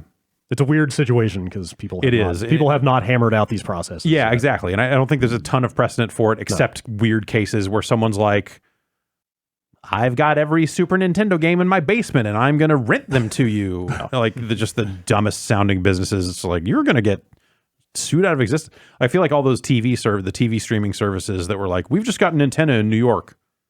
And it's just over-the-air TV, and you can watch it. But we have a bunch of antennas, so it's all legal. Or we have one set-top box for every subscriber we have, or whatever. So it's all legit. It's all on the up and up. Like, no, come on. No. I applaud your desire to sidestep, skirt the legal aspects of this, and on some level, maybe that should be fine. But no, it ain't. The developer of the game's statement was essentially just like, hey, developers should have a say in where their games are made available. Yeah. Like, it's kind of hard to argue with that. But yeah, you're right. But like where the game is available is Steam. Right. And still is Steam. Well, it's just you're just running Steam remotely. And so I think I could see the argument on the other side of like, well, yeah, we bought your game. No, I get that argument. But yeah. Yes. You're right, though. They are right. The developers should have some sort of say. Yeah, but that is a complicated argument on both ends. Yeah, but again, I mean, the size of NVIDIA is what it really comes down to me. Platinum announced that new game as part of, what are they calling this whole? Was it the Platinum 4? The Platinum 4, not 3. The Capcom 8, 4, Capcom 25. Yeah. It's back. Yeah. Project GG. Yes. Yeah. Finally. It's a game that honors the memory of Kevin Allen, known better as GG Allen. Oh, God, man. Oh boy. He passed away. Yeah. We lost him too young. That's true. Lived fast. You know.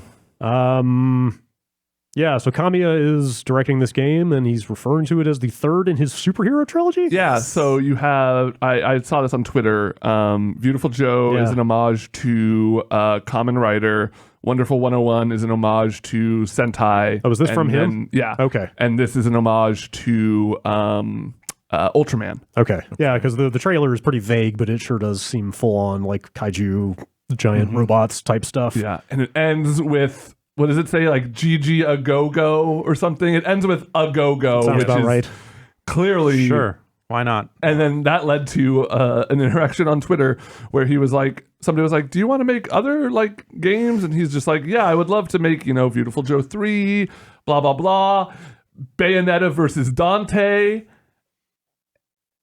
Can you imagine? I could imagine. I'm Bayonetta swimming. versus Dante? I'm swimming. It'd be like a good version of Alien versus Predator. Yeah. No matter who wins, we all win. We all win. Him bringing that up, like this looks good. This game looks good. This game looks cool. I mean, there's no actual gameplay or whatever. Yeah, just a teaser but trailer. I can't stop thinking about Bayonetta versus Dante now. They would get Wouldn't along that just so be well. like the way the modern Devil May Cry games shift? Like, oh, now you're playing as this character for these chapters. Wouldn't it just be that? Sure. I mean, well, maybe. But it's Bayonetta. I imagine Yeah. there'd be two campaigns, and they would like intertwine at points. Yeah. You'd fight the other one at points. So like the recent Devil May Cry. Yeah. Actually, yeah. Okay. Platinum's self-publishing this game for the first time. Oh, cool. Right after they got that big investment from Tencent. So obviously that is allowing them to do some stuff they haven't done before. Cool. They also just opened up a new studio in Tokyo, apparently, to make live service games. So, Finally. So, yeah. They're branching out all over the place. All right. Your Bayonetta Battle Pass. Yes, on the way. I'm excited. Plants vs. Zombies 3 came out last week. What? Yeah. Hey. Yeah. Was this known? Was this a I known? do not think so. I just saw there was a post to the EA blog that was just like, hey, Plants vs. Zombie 3 is soft launched today in the Philippines or wherever I it was. had just heard not long ago that there was not a whole lot going on with PopCap these days, so this was like extra weird. Well, yeah, it was in our. We looked it up in our quick look for Garden Warfare 2. Yeah, yeah, those games are made in Vancouver. And we were looking at like PopCap's recent offerings, and it was just like I think nothing. like Peggle 2 was the last game that came out of their main studio. Yeah. Oh. So here it is. So it's only out in the Philippines right now. Unless you What kind of platform? do the whole region thing. It's mobile. Mobile. Yeah, Oh, so it's okay. iOS and Android. No more tapping to pick up sunlight. Yeah, sunlight just gets generated, which that was just a bunch of needless busy work. Yeah. That would feel very dated, I guess, at this point. Yeah. That was back in the era of, well, it's a touchscreen. We got to Yeah. You gotta touch it. Yeah. If you're not touching it, what are you doing? Plus, you just like had to build flowers at the beginning of the round and Yeah. just wait for them to generate sun. It just didn't make much sense. But I haven't tried this, but it's still a horizontal playing field, but the game itself is vertical on the phone now, and I'm not really sure how I feel about that. I'm into it. I mean, anything that makes it easier to one-hand it. Totally.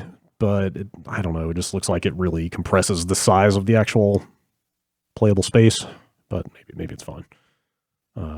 Anyway, looks like another one of those. I can't wait till it's out here. Yeah, I will totally play that. It's when free it to comes out. play. Yeah. I certainly like those first two games a lot. It's just kind of weird. All right. They're making the NT Mini again. Briefly. Yeah, They're going to do one more production run on one more run. Analog's NT Mini. Are they adding something to it though? Like what's new? well, They've mostly just, like, redesigned different the colors. cartridge slot. Oh, okay. I didn't know which there I were- don't know if that makes it a tighter fit or it's like some kind of change to the cart slot I thought it was all just cosmetic changes. and a new UI. Okay. Oh, right. Yes. I think that's the. And like, so the old one was like a chrome color. This one is like a gunmetal black. Gray. There's the one I have. Was Is it? a, yeah. Oh, okay. Yeah. Is none of the color stuff new then? I don't believe so. Like these gold colored connectors, is that all the same? I think that had gold connectors Okay, I could've- before. I'd have to pull mine out and look. I could have but sworn I read some of this cosmetic stuff was new for this final It run. may very well be, and it might be a slightly different dark color than the one that I have, Yeah. or something. It's still $500. Yeah. Although apparently, according to this Kotaku story, apparently that thing was going for like thousands on eBay now. Right. Yeah. It's there's like eventually someone finally started a petition. I think Analog said like, well, take some signups for see how many you can get, and they were like, hey, if you can get 1,000 people or whatever, we'll do one more run. And so they easily got more that. run. And Yeah. So for people who don't know, this is it plays 8-bit Nintendo games. It's got Famicom, right? Yeah, so it's got 2 card slots on it, one for the Famicom, one for NES carts. So whatever you got, you can jam them in there. And it is an FPGA based platform. Yeah, very accurate for playing NES games. There was eventually some unofficial firmware released that added like micro SD. Yeah. Okay, Running games off of SD cards for the NES, dumping NES carts, which is very handy for a small handful of people that need to do that.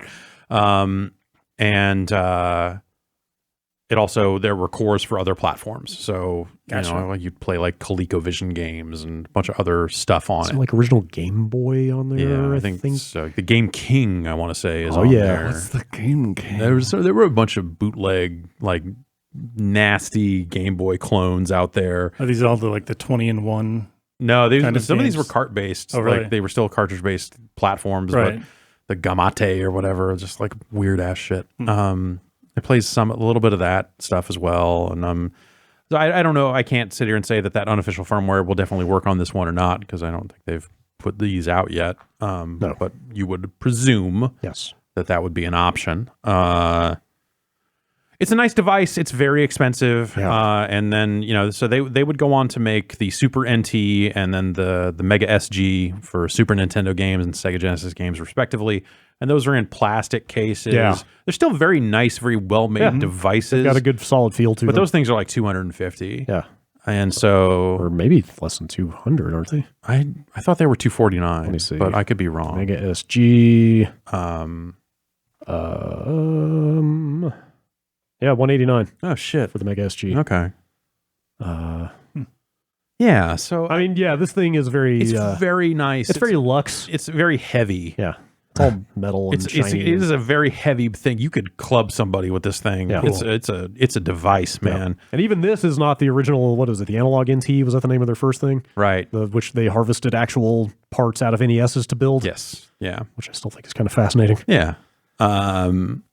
The NT Mini's cool, man. But yeah, it's expensive, and also like the market for, or the availability of different FPGA based solutions has, I think, blunted the need for an NT Mini. Yeah. At least my need for an NT Mini, for sure. I mean, even Analog has the Analog Pocket on the way. Yeah, which so looks like the closest thing to an all-in-one that they will have put out. Well, yes. Well, we'll see how it goes. Yeah, we'll see how it goes, because that thing will not play NES games That we by know of. default. No, We yeah, know- not by default. Not out of the box for sure. But that thing's what'll built happen. for Game Boy, Game Boy Color, and GBA, and then it will also support things like the Lynx and the Neo Geo Pocket Color, I think. I think that's right. Yeah, but they're going to try to sell cartridge adapters for those, because they have always been all about, this is a thing that you are sticking cartridges in. Yeah. Which I am all about. Let me keep my there's a cartridges million other nice ways and, to run off an SD card or whatever. Let me put these cartridges away and keep them safe. I don't want to have to slot them into. It's just not. Right. It's not where I'm at as a person. I will put them away and keep them there. So the Analog Pocket, I think, and then also there will be some form for developers to develop their own new cores for the Analog Pocket. Yeah. So presumably that would mean you would see an NES core on that thing. The same way an open source platform like the Mister or even the Mist, gets a lot of different cores over the years. Yeah. And that thing having a Switch style dock out to TV is kind of, I think, what makes it potentially very interesting to me. That's where I'm at, is like, you look at this thing for $500 and go, man, that is a price. Yeah. And then you look at the Analog Pocket for like, okay, for potentially a similar amount of money by the time you're getting the Pocket plus the dock. And then they announced a price on the Pocket. I don't know that. Yeah, it's $200 okay. for the Pocket, and then they haven't said how much the dock is going to be. So I thought they did say, but anyway, it's so that's still potentially likely to be under $500. Oh yeah. And then if you assume that some developers out there take to it and decide to put some different cores on it with, ROM loading, whatever, the idea of getting an NT Mini, you're like, I don't know, man. Like a Pocket with a dock seems like a better long-term solution. A dock. Assuming that the the development efforts are there to, whether that's like porting cores over from Mister or Mist or some other place, writing new cores for it. I don't even know. Or if you're tinkery and love to fucking run shell scripts from a UI and all this other stuff, the Mister is there right now and does most of this. But the Mister does not play Lynx games. Oh, there you go. I cannot play that Lynx version of that Elvira pinball machine. Damn it, who cares? I cannot play any Neo Geo Pocket Color games on that thing. It will not play Ganbare Neo Poke-kun. It also doesn't have a clicky stick. It does not have a clicky stick, though. People started modding. So they sold Neo CD, like the clicky stick pads. Oh, really?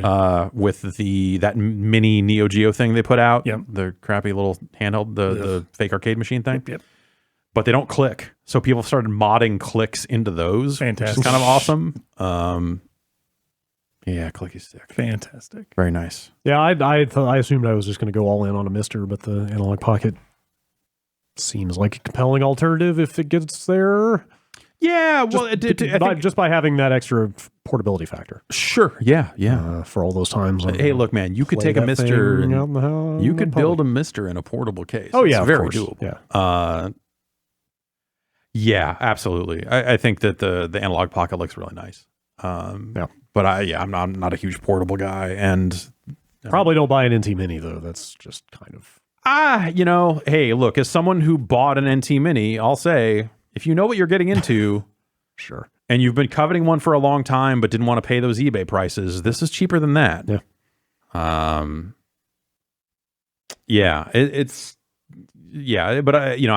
pretty much interested in the Mister at this point. It plays a ton of weird computer games and all this other stuff, and that's fun. To be able to get access to so many different things. Yeah, it's just a fun time for being into retro stuff. Yeah, it is. It's weird. Yes. All right. That is an end to news. A beginning for emails awaits after this break. We'll be right back.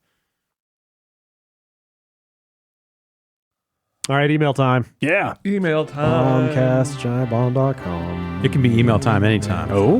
Yeah. Go on. You should get a phone. What should people email about? When email's on a bagel. Whatever they You can have it whenever. That's right. Everything but the email. That's right. Email us about bagels. That's right. Yeah. Bombcast@bomb.com. Janice from Modesto, California. Howdy. Hey. Is Dreams just Roblox 2? No. You could make Roblox 2 in Dreams. Yeah. Should get on that. I don't know enough about Roblox. Yeah, I think to that's answer. I think that's where I'm at also. Yeah. Is like in my head I think that Dreams is a little more capable than Roblox is, but it's been too long since I've looked at Roblox. I have no idea what the Roblox is. I only became aware that Roblox is huge like a week ago. No. Also, I'm pretty sure I just read the other day that their user base has now surpassed that of Minecraft. What? So it's quite large. Yeah. Janice also says, remember she's in Modesto. Also, a bit of info you might like to know. We were just made aware that we are one of 2 houses in our cul-de-sac that are actually being used as normal residential homes. The rest are grow houses or drug storage hideouts. Might be time to move. That's Modesto. Could be a quiet neighborhood, though. Yeah. Exactly. True, Until true, it's not- not. Yeah. Yeah. Sure. That sounds like a money-making opportunity to me. I don't know. Yeah. Airbnb. Just like, In Modesto. you want to take in beautiful Modesto. Yeah. At least it's like they put a sign on the front of the street that just says, "At least it's not meth labs." Yeah. Can't argue with that. It's Yeah. probably not likely to explode, at least. Yeah. Next email. I am a big person with big hands. Shoestring fries can fuck off. Signed, What? Tim from whatever. You Just can fit grab a more, bunch of yeah, them. you can Yeah, fit more what in the- your hand. This is the that sounds great. silliest argument I've ever heard. Like, That's a bad fry take. this is a horrible fry I take. don't think I like shoestring fries very much. They're not my favorite. In my mind, they are soggy. When I'm at some You when I'm at some Put 'em in a hotel ball and- and I order French fries and they show up and they're like well, we're a fancy hotel, so you get shoestring potatoes. I'm always disappointed. I'm not always in the mood for them, but I'll take a shoestring over a fucking steak fry any day of the week. Oh, Any day of the week. I don't want that like chunky, chewy middle part of a fry. that Ugh. part. When you with get the steak JoJo? fries done just properly, just real right, they're great, but they're not my favorite fry. Yeah, there's too much fry. The standard French fry, the standard cut. What are they? Is there a name? Curly fries. That's what they call them. Yeah. Curly fry is pretty good. I will take a waffle fry over just about anything. Waffle fries. I think Curly's my number one. You'd like Chick-fil-A. Carl's Jr. They have waffle fries? They got waffle fries. Whoa. How They about used to when I went there. Yeah, they still do. chicken fries? Anybody? Yeah. Those aren't fries, then they're barely chicken. bread. Yes. They're better. Spicy They're bread. better than both. What about They apple moved fries? Whoa. All right. That's just cut up apples. That's cut up Well, apples, yeah, of course. But I mean, it's fries are just cut up potatoes. You got to start somewhere. They don't fry the apples. No. Yeah. It's just It's just apples. Yeah. What if they did? Yeah. that's probably all right. Mm. Nice Caramel fried in there? apple. Try that. Dip them in caramel? Oh, yeah. Dip them in whatever mozzarella sticks get dipped in. Just the Marinara. Marinara. No, I mean mouth. the batter. I mean the Oh. put a mozzarella stick batter on an apple Okay. and then dip that in like a caramel, something like that. Mm-hmm. I think the apple would get pretty dry. Yeah, Well, that's what the snap sauce me is on it, for. Yeah. Sauce it up. Mm. My catchphrase. My other catchphrase. Yeah, but that's not Sauce how it you. up. That's not how you say it when you say No. it. Like Your it's shirt says that. catchphrase. Yeah. What's the first catchphrase? Do you want to hear? Still need a title for this episode, so yes. Okay. It's more of a character piece. Oh, okay. All right. It's all right. Here's. You guys like techno? That's my catchphrase. Very popular. Yeah. In the 90s. I hear that a lot. No, it's still. no, like very popular right now. Yeah. It's making a comeback. Yeah. That was you yelling it in the office the other day. That's definitely. Yeah, it was Yeah. Jeff. Yeah. Right. We know what Jeff sounds like. Yeah. Right. Well, you know, That's my there's people yelling all the time in this office. That's true.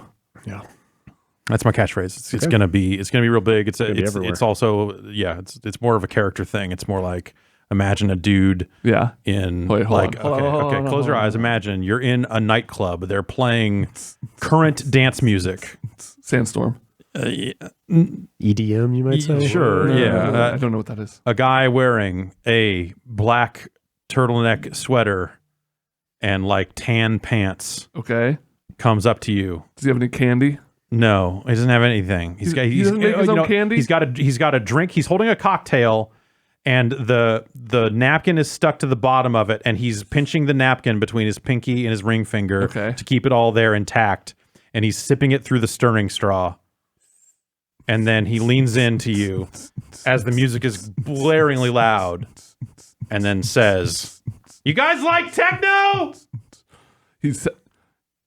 How much louder than the music is he?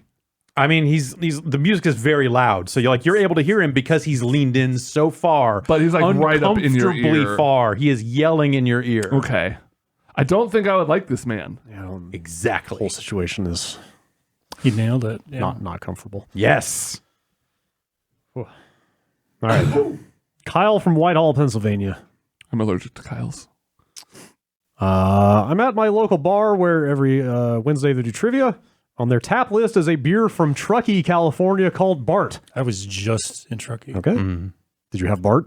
I don't know. I am assuming it is indeed named after the Bay Area Rapid Transit System. I ordered a sample of it and will describe the taste below, but wanted to hear your guesses on what this beer tastes like first. I once ordered a beer called River Water, and true to its name, it tasted exactly as that would imply. Could be good. Thanks for I don't the think Bart runs out to Truckee. It does not. Yeah. No. Yeah. That would not be my first assumption on the name, but I don't know. It is an acronym. It is B period, A period, Oh. etc. So Beer it's got to stand for something. and Rat troppings. droppings. Truckee. Yeah, oh, sorry. That's how we pronounce droppings now. Oh, We changed it. The were right. techno guy would be really into a big trop then. Yeah. Yeah. If it tastes like Bart, it tastes like sweat. It's like a sour. Okay. I'm gonna say it's like a Someone- It's got a little bit of a metallic tinge to it. Okay. Someone Yeah. with their pants down, sitting on a cushioned seat, cranking it. A bunch of just puke on the ground. Yep. Don't forget about the urine. There's urine. Yeah.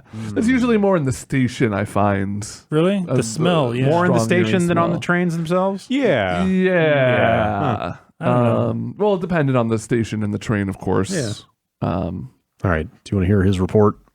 Please. It tasted bitter, burned, and left a weird tingle on my tongue that I would imagine would be similar to licking a pole on the New York City subway train. Right. Apologies if any of you have had this beer and like it. It just isn't for me. I love Bard and I'm offended. Kyle. Jeff, calm down. Jeff, sit down. Kyle, I'm coming for you, man. No, Jeff. I We will have to finish end the you, podcast. Kyle. Thought that was pretty polite. Slit your throat, Kyle. That's good. I'm allergic to Kyle's. Yeah. Make him I'm just trying to help you out. make him eat a bunch of rat droppings. Matt from Denver. Was Eternal Darkness on GameCube basically a Quantum Leap game? Sure. I never played it. You kind of leap around. I never did either. Okay. Yeah. I appreciated it. Jump around. I tried to. Yeah. I tried to. Ooh, You jump up. now we're talking. Now, do you jump up to get down? You jump up and you get down. Yeah, I tried to find a Quantum Leap game last week and couldn't come up with much of anything. Oh, boy. Surprisingly. James from, I'm gonna say Chelmsford is how you pronounce that in the UK. Mm. Chelmsford. Yeah, you nailed it. Speaking of GeForce Now, a weird thing happened to me while trying GeForce Now.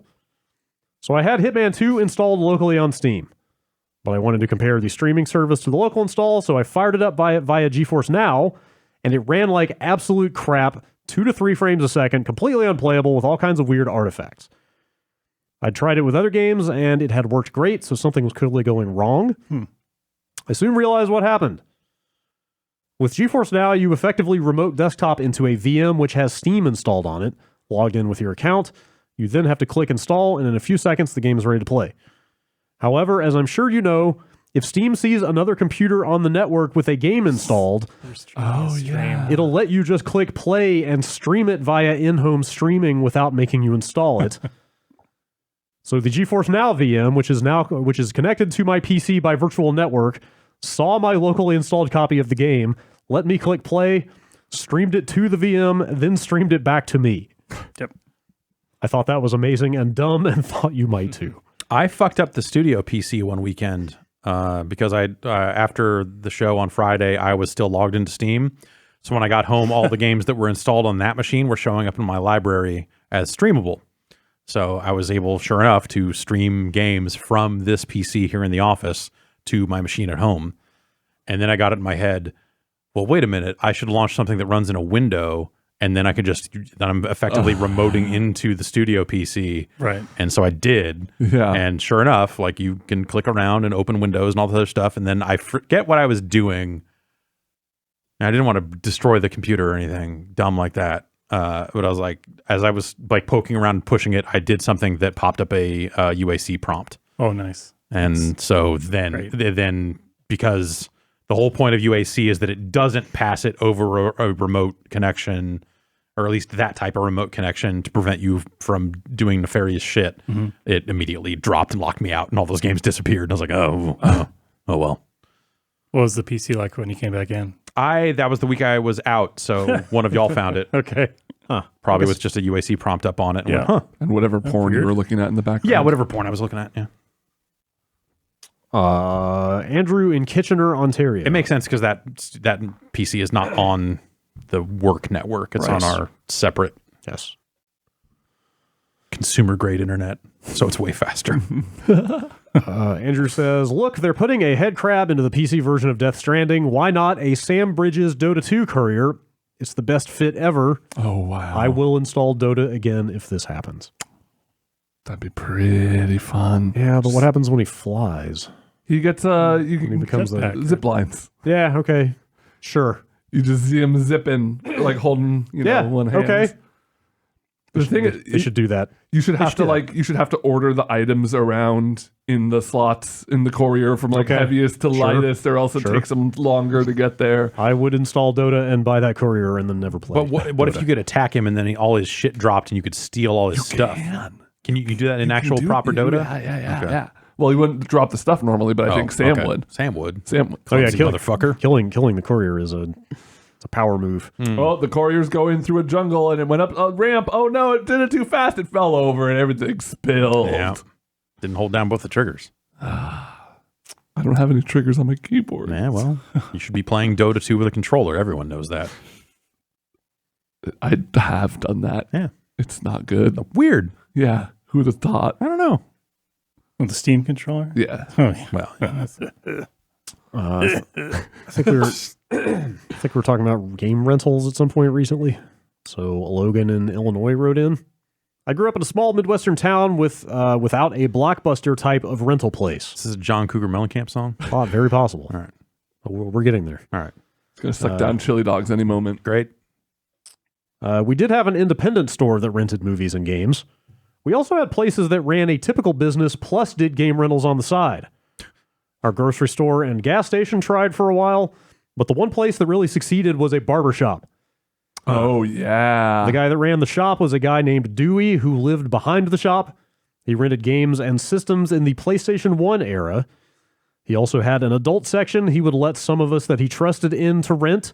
Dewey! 13-year-old me enjoyed my first video entitled Foreskin Hump from this establishment. I may have seen that. Yeah. I know I saw some Forrest Gump parody film.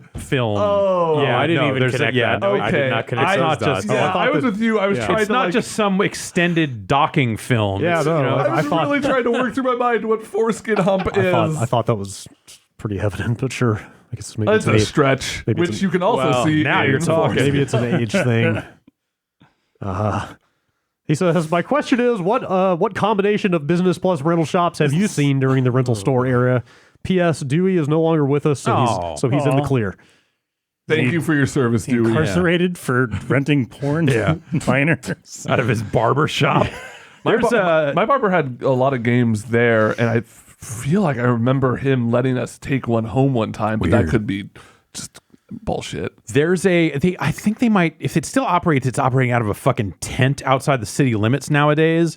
But there was a place around, it was always around the outskirts of town, and it was the tool sale.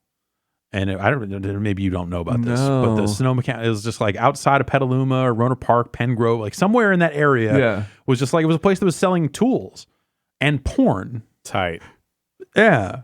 Hell yeah. Because, you know, if you need one, you probably need the other. Yeah. You're You need to like, crank yeah, one thing, exactly. crank another I got to thing. get You out can work here. on your wood in two ways at the same time. Absolutely. And yes, they would definitely, they were selling porn at the tool sale. Not necessarily renting video games, so maybe only partially relevant to my story, to this question, I mean. But hey. Yeah, That's as close as it gets. I can't think of any. The thing that always blows me away is when you go to Nevada and you see like just a gas station and it has like one slot machine in it. Yeah. You're like, that's fucking crazy. What the fuck? That is.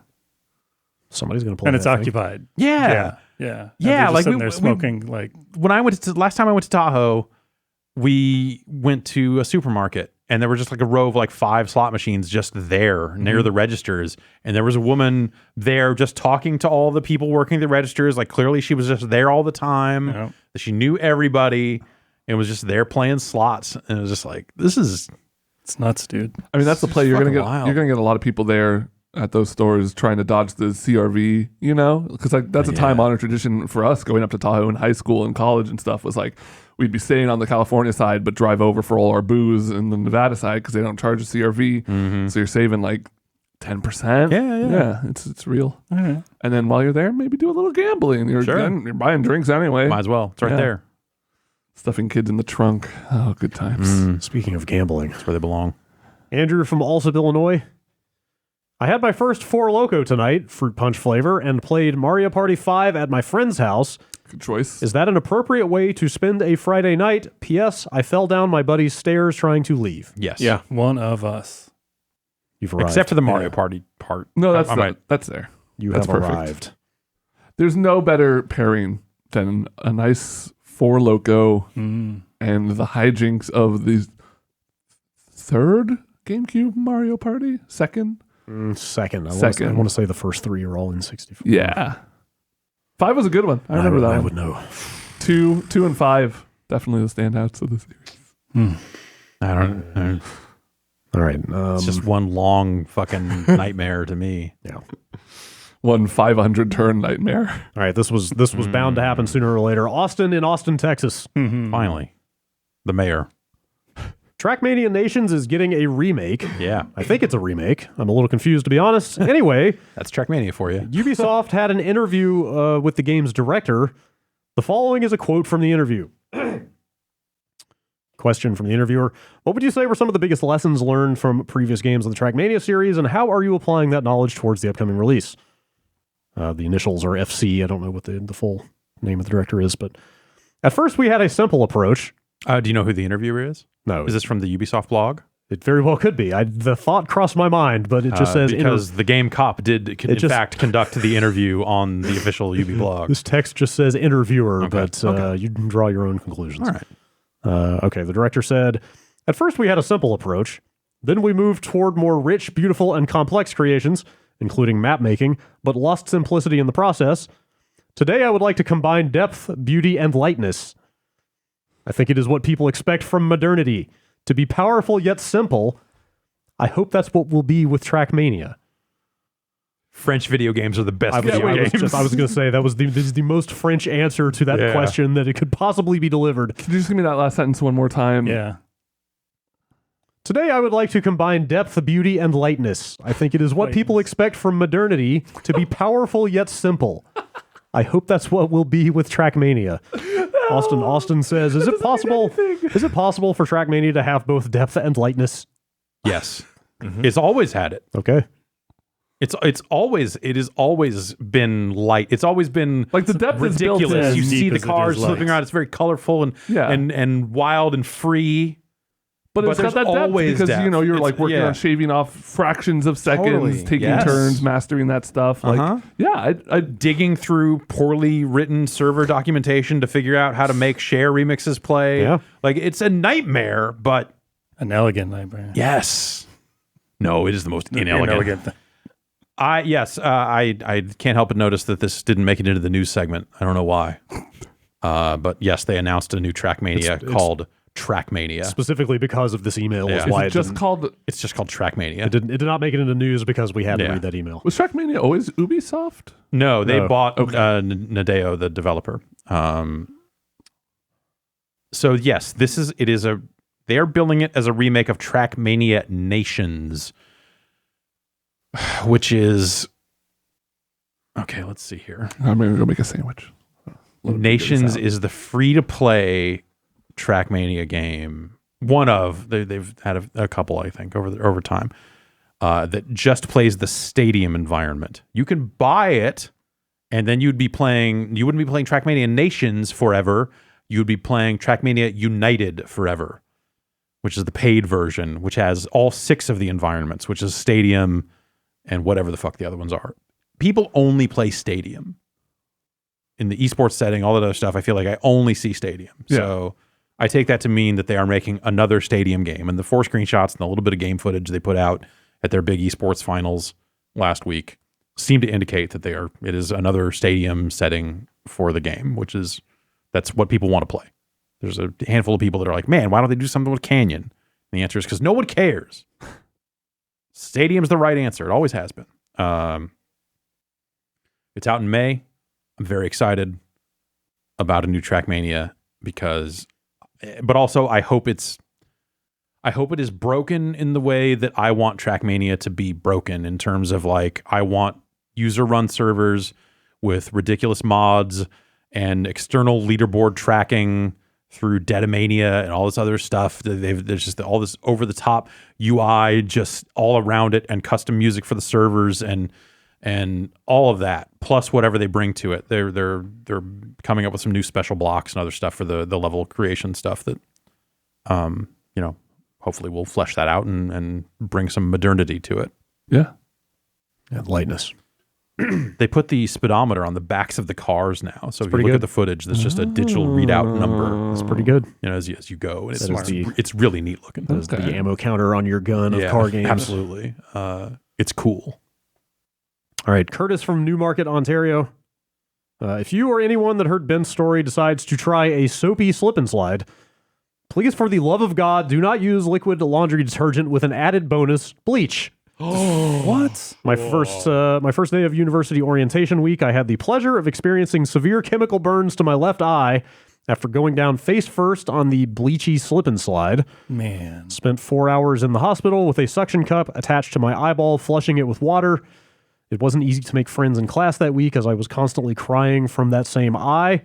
Would I do it again? Probably. Fastest slide I've ever had. How did you make it into college? This kind of... Well, they don't tell you up front that it's got bleach on it. And the peer pressure is a motherfucker. Yeah. I can see it. Yeah. Fuck. He couldn't for a while. Yeah. Yes. Tom, man, what's with all the Ontario emails today? They all had today off. I guess so. You are a team rocket scientist and have discovered a way to alter the energy inside a Pokeball, thus enabling you to alter the Pokemon inside to your whims. Which Pokemon do you hack and what do you do to it? Ethics are not a going concern. Blastoise with 2 heads. Oh, it's fucked up. Whoa. One for each, fucked up. one to watch each cannon. Okay. So you why can not just aim have better. 3? Yeah, why stop there? Yeah, so you Holy didn't have shit. 1 for each cannon, Holy and then you have shit. 1 just like Think about that, bossing did you? everyone around. Yeah. It's like a whole Squirtle squad in one. Shit. And they share the same pair of like long baseball sunglasses. Like a big wraparound sunglass. Yeah. All right. Yeah. No, that's it. I'm done. All right. I have nothing to add. All right. Other than, I guess I was reading something saying that like there is some new problem with hacked Pokemon. Yes. Where people are creating like Galarian yes versions of Galliforms. Pokemon, Galliforms that don't exist in the game they're hacking, but they're able to just generate the data there, not ever play them in game because that would crash the game, and then trade them out to home or trade them out to In like the mystery box trade. and Yeah. move them forward. Yeah, I think people are able to bring Generation 8 Pokemon into Sun and Moon, where their data shouldn't be compatible. And it's not. I think if you try to bring them into a party or do anything with them other than trade them off your system, it'll crash the game. Are you saying there are mutant Pokemon out there? Yeah, the code is corrupting everything. You're saying they have lost control of their own creation? Yes. They lost it a long time ago. Gross. This is how Mewtwo happened. We should have learned from our mistakes. Mewtwo happened. So before you wish for a Blastoise with 2 heads, you just consider the ramifications for that. Well, I mean, that's just I'm not trying to leap forward in The increased dexterity, if it had 1 head per cannon and could aim each one with the full knowledge of an individual head, that thing is dangerous. Well, there is a Pokemon now that has 2 of its like little baby versions on its head, and it shoots them out as projectiles. So we're not too far off. That just seems unkind. It's very fucked What up. happens when those ones evolve? So it's a ghost dragon. Okay. So they might just disappear. Okay. All right. Drop a Dreepy. Shooting ghosts at people. It's fucked up. It's fucked up. It's fucked up. Skrillex did it. Yeah. Or was it Dead Mouse? Skrillex. This is Gotenks. All right. Ben from Cincinnati. Was wondering if any of you still sub to and use Apple Arcade. What do you think of the service recently if you are still with it? I was I on am. then. I was going to say most, but I guess not. You still on? No. Oh, No. okay. Can't say I am still subscribed. Yeah, I was on there for 4 or 5 months, and it eventually got to the point where it was like it'd be like 2 games a month are coming out, and they weren't like at one point. One of them was like the Steven Universe game that I had already played through completely, and Crossy Road Castle just came out. oh shit, And that's on Apple Arcade. Haven't those always been free to play though? This one is not. Huh. This one is on Apple Arcade. Okay. what's the castle ad? I don't know. You'd have to look. All I know is it exists. I feel like I haven't heard about that many games coming out on that thing recently. No. Not a lot of talk. That Guildlanders. Guildlings? Guildlings one was probably the last notable one I remember Yeah. being like, oh, this is really cool. People should check this out. Even that's been a while. Yeah. There's your answer. Scott from Portland, Maine. Do you have any specific instances in which you prefer Pepsi or Coke? I almost always prefer Coke, but if given the option, I will drink Pepsi if I'm eating pizza. Oh. Just wondering if any of you have similar feelings toward either. Yeah. Yes. Yeah. I will drink Pepsi at gunpoint, and that's pretty much it. Wow. Okay. And you drink it all the time because yeah, and you just love being at gunpoint. Yeah. Huh. I drink Diet Pepsi primarily. I like, and I had not had any Coke in a very long time. And then I was in Japan where you can't really get Pepsi the same way, certainly not Diet Pepsi. And I drank a regular Coke, and it was the crispest, realest Coke I had ever had. So Wow. I like drinking Cokes in Japan. I wonder what's in Japanese Coke. I don't think it wasn't as simple as a real sugar thing. Because when I drink the Mexican Cokes, the ones with real sugar, there's a thickness and a film to them that is like makes your teeth feel like they're underwater. It's not a good feeling. This didn't have that. So I don't know. I don't have the answer for you. It's a weird distinction, but I've always been like, if I'm having a meal, I'll drink a Coke. If I'm just like thirsty and there's soda around, or like it's after school, like to me, Pepsi was the snack drink and Coke was the meal drink. I don't know why that formed in my mind, but like to me, Coke has always been a little bit thicker. So yeah, and Pepsi's a little more light, but like I probably wouldn't pass the Pepsi challenge. I honestly like don't have enough brand loyalty to either, and I don't really drink full sugar soda anymore. Yeah. I do like a Coke Slurpee though. Oh, yeah. Yeah. I think if I'm mixing drinks and a Coke is required, I typically want a regular ass Coke. Yes. Yeah.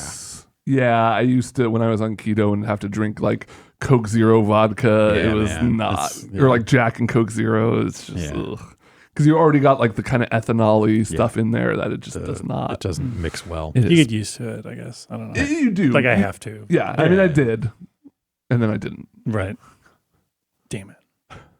All right. Someday. No, never. They can't hear that yet. Maybe they'll just fix Coke. Yeah. Ooh. Question from Jean-Francois. I've been following you guys for a long time, way before Giant Bomb. When my family first got a computer back in the year 2000, the website of choice that I found for my video game news was GameSpot. You guys were covering everything back then, and it was awesome. The internet truly was a magical place of happiness. Back then, one of the most anticipated games ever was on the horizon, one which Jeff is intimately familiar with, Final Fantasy X, which would come out on December 17th, 2001. GameSpot had a lot of videos of the game in the months leading up to release. Needless to say, I watched all of them multiple times.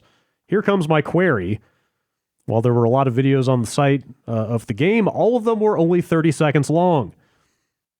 Not only that, but the gameplay footage was clearly captured in one long gameplay segment. As I remember one video leading directly into the other, pretty much to the frame. Why was this? Was it because of back-end server-related issues, or was it some weird condition that Square imposed on you for your coverage? I need some answers. Also, feel free to discuss anything related to capturing footage from back then. I'm sure it must have been a lot more arduous than it is now. Sucked. Oh, man. Yeah. Screenshots were actually. I was just about to bring up the screenshot station. Yeah, this fucking screenshot station. Man, we had a dedicated computer for doing screenshots. And a second mouse hooked up to it that was under the desk. Yep. So you would move the mouse cursor onto the capture button and then use your foot to take screenshots. Yep. It's basically like a pedal. Cool. It's like a screenshot pedal. Real Sounds dumb. cool. But whatever. It worked? It worked. Except most of the screenshots were interlaced. So you'd have to like sit there and rattle them off and then go through and delete like 2/3 of them because Yeah. they were all Yeah. like, oh, there's too much interlacing. We didn't know how to de-interlace back then. Remember the screenshot robot? Yeah. I got so excited when That was a script. That was a robot Photoshop de- script. it was a debabblizer. Debabblizer, It was a yes. debabblizer script that one of the producers, Set up. Noel or Trey, wrote. Yeah, we just set up on threw a the screenshots in a folder and it drop the screenshots in a drop folder on the network, and I got so excited when I figured out how to pull the PID. What was the numeric ID for game out of the CMS, and dude, it's Name- GameSpot still runs on PIDs. name Yeah, the they- screenshots the right way and dump them in the screenshot robot, and they would go straight onto the site. Yeah, it was pretty so cool. Anyway, I think if you looked around at most footage from that era, I want to say it probably was around 30 seconds. I think that was just like Like that- across the Is that internet? like an arbitrary, Or- like it was just like like a early file web. size thing to some Yeah, degree. Yeah. like download speeds and file size and all that other stuff. And it was just like, yeah, we'll put up a 30-second clip of a game. Yeah. And if you start putting up full cutscenes, I think there was some aspect of just like, I'll put it this way. When we did that live stream that was Greg playing Oblivion for 24 hours. Was it 24 or was it 12? It was 24. I think it was 12. Okay. Because he came in, or he started in the evening, right? And then we came in the next morning and he was finishing up. Yeah. I think is how it went. Maybe that's right. You're talking about Oblivion at GameSpot, right? Yes. Not Skyrim here. Yes. Yeah. Oblivion. Okay. Like there was some aspect of just like, you want to do what? Well, we're going to have to get permission. You know, there was like an aspect to it of just like, well, that's showing the game. And I remember Vince Brody, I think it was when Wind Waker came out. It might have been Ocarina though. He was one of the founders of GameSpot. And he said at the time, you know, like, it was just like, you know what? Like, I'm an adult. I don't have time to play this stuff, but man, I would watch an entire video of someone playing this game. Like, if we could just get like footage of the entire game online, like I would love to watch it. I'm never gonna have time to play it. I have kids, all this other stuff going on now. But man, I would absolutely watch the entire playthrough. Work. That's exactly what we said. That we were just like, that's fucking crazy. Who would do that? Nintendo would sue us out of existence. And on top of that, it would just, who would do that? They should play the game. It's ridiculous. Yeah. Like, people don't remember how long it took for things to get to where they are now. Like, when we started this site, like YouTube wasn't YouTube. We were posting quick looks at a time when YouTube was still limited to 10-minute uploads. Right. Like, you could not post videos on YouTube longer than 10 minutes. Yeah. That was a decade ago. Yeah. Like, this I remember how the current way of things is much more recent than people remember. Yeah. How like cool the idea of a full playthrough of Persona was to me. Like, not, you know, when I found Giant Bomb, it was like right around when I started getting into gaming media in general. Like, I grew up with Nintendo Power, but that was about it. And then started listening to podcasts, like some 1UP, some stuff like that. And even then, like, the idea of they're playing through this whole JRPG, like, that's crazy. That game's so long. Yeah. Holy shit. It was dumb. Who would do this to themselves? That was only 10 years ago. Yeah. Yeah. Yeah. But and at the time, that seemed crazy. Yeah. Yeah. And yeah, I think, yeah, that's, we were putting up 5 screenshots of, like, that was our goal early on. In the early days of that coverage, we were like, well, we have 5 screenshots of this game. And then done. When Ocarina came out, we were like, fuck it, dude, let's put up 100 10 screenshots or 1,000 screenshots, or I think it was 100.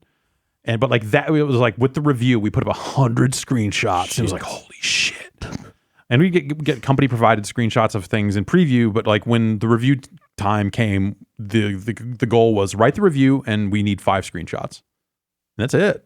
And whatever video, you know, for review or whatever, like we were capturing footage for reviews. Like originally, the original way we were capturing footage for Video Game Spot or videogames.com is we just bought a $1,000 super VHS VCR.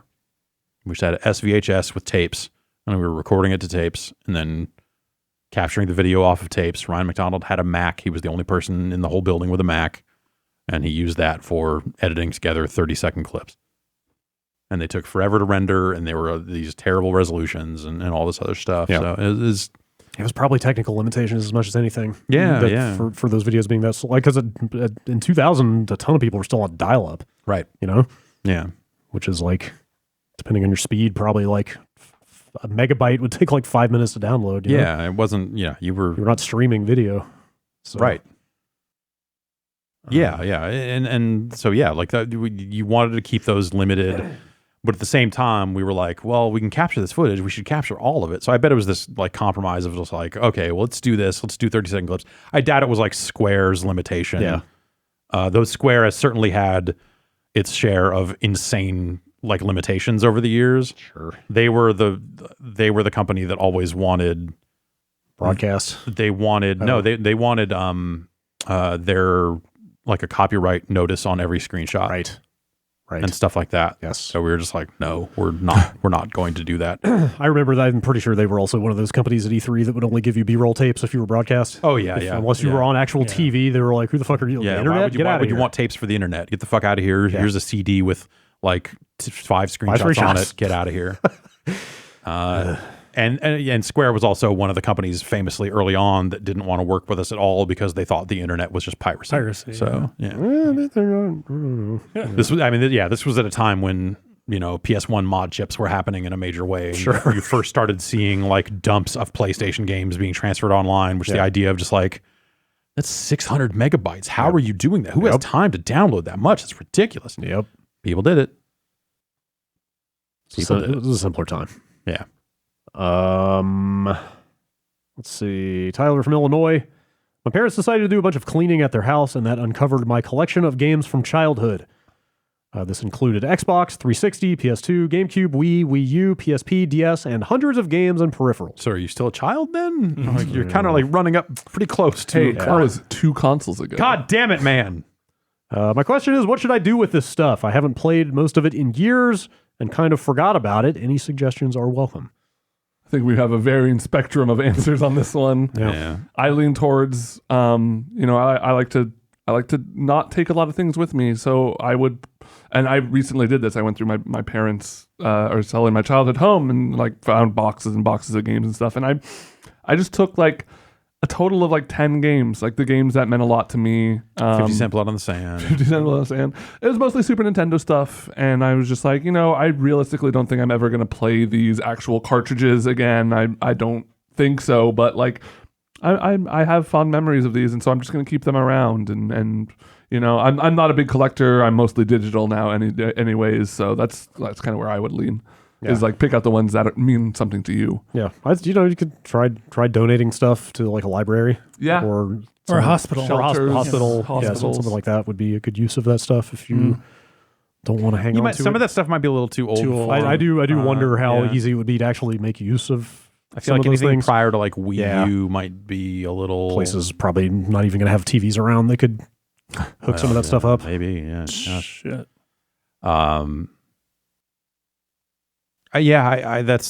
Don't, if you don't have any attachment to it, don't hang on to it. I think this is probably the best advice. Don't just keep it to keep it. Yeah. It's a bad road. Don't get on it. Don't. Yeah, unless you see yourself as like wanting to take on some archival project, or you like think you're gonna play them. Yeah, if you ever if you think you're gonna play any of that stuff, then absolutely. Otherwise, yeah, I mean, you could list it on Facebook Marketplace and have some asshole collector come lowball you over and over again for it all day long if you want. I don't know. Yeah. God, Facebook Marketplace seems like such a nightmare, but it's like part of me wants to start trying to like do it. Yeah, I don't know, man. I don't know. It's I got free lemons on it. Hey, what did you make with them? I just had them. Life gave you lemons and you didn't do anything with it? I didn't want to make lemonade. What's wrong with lemonade?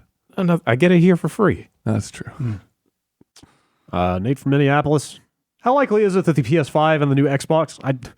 I love that we're just calling it the new Xbox now. Like, it's better than Xbox Series No, I agree. X. I totally agree. Like, PS5 rolls off the tongue like trying to think XSX. Like, what do we call... We need some kind of shorthand because yes, Xbox Series X. How about the new Xbox? A little wordy. Yeah, so I appreciate that he just went there. How likely is it that the PS5 and the new Xbox miss launching this year due to the coronavirus? I know folks in the tech field that are freaking out about lack of manufacturing capacity and component shortages. What are the chances that there just isn't enough manufacturing to go around? I mean, none of us are supply chain experts here, so I don't know that we can say definitively. Man. I don't know. They were going to release today, but they pushed that back indefinitely. I mean, I've been running under the assumption this whole time that they will come out in November, as consoles always do. So there will be kind of far removed. A long time between now and then. Yeah, if we aren't, we have bigger things to worry about. Yeah, maybe it impacts launch quantities or something. Yeah, like how many they could get built by day one. But I don't know. I cannot see them missing the year though. It seems like they would move heaven and earth to get at least some number out on the shelves. I'm just going by. I feel like Apple. I feel like Tim Cook gave some quotes about like their particular supply chain, which obviously like they fucking know supply chain shit. Probably better than most other companies. But the quotes he was giving were along the lines of like, hey, like this is kind of slowly getting back up to speed. Yeah. It's already ramping back up. It's not going to be as major of a disruption as it could have been. Yeah. For Apple anyway. And so I don't know. I don't know if that applies to all this other stuff or not. Yeah. But I mean, this is just one example, but I remember looking at launch PS4 units because they all list their manufacture date, and the ones that came out at launch in 2013 were made in September.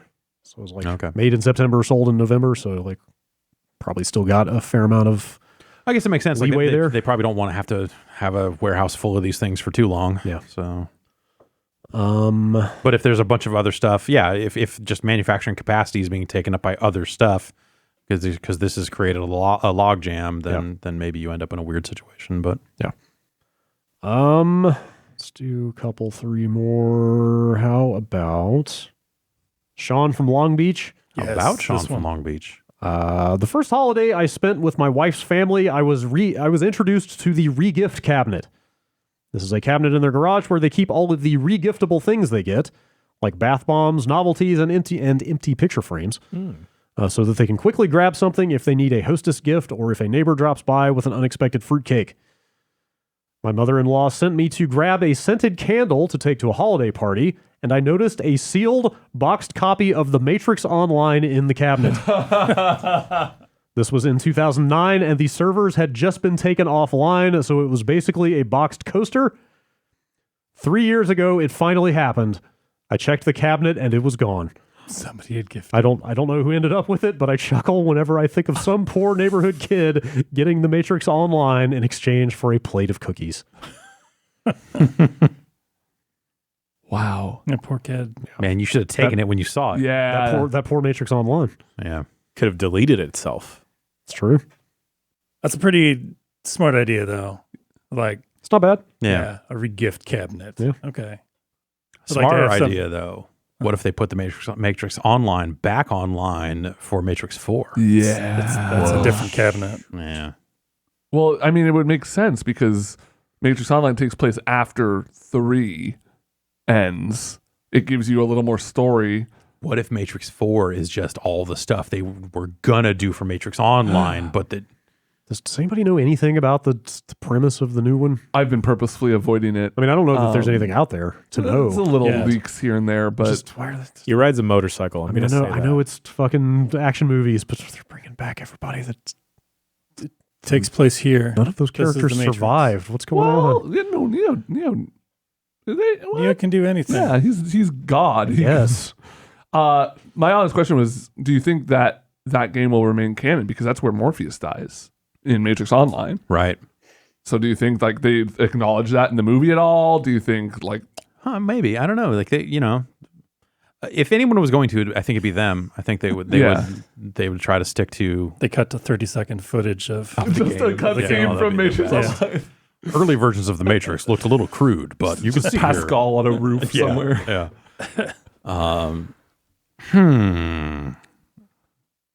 Yeah, I don't know. I feel like all of my like fucking snide pitches for what the Matrix 4 would be about if they were to make a Matrix movie in this day and age are just all fucking Neo has to fight a Bitcoin. And there you go. Yeah, or just like it's just like another fucking stroke job about social media and like that's the one thing I hit on that I go like I wonder if they would do this.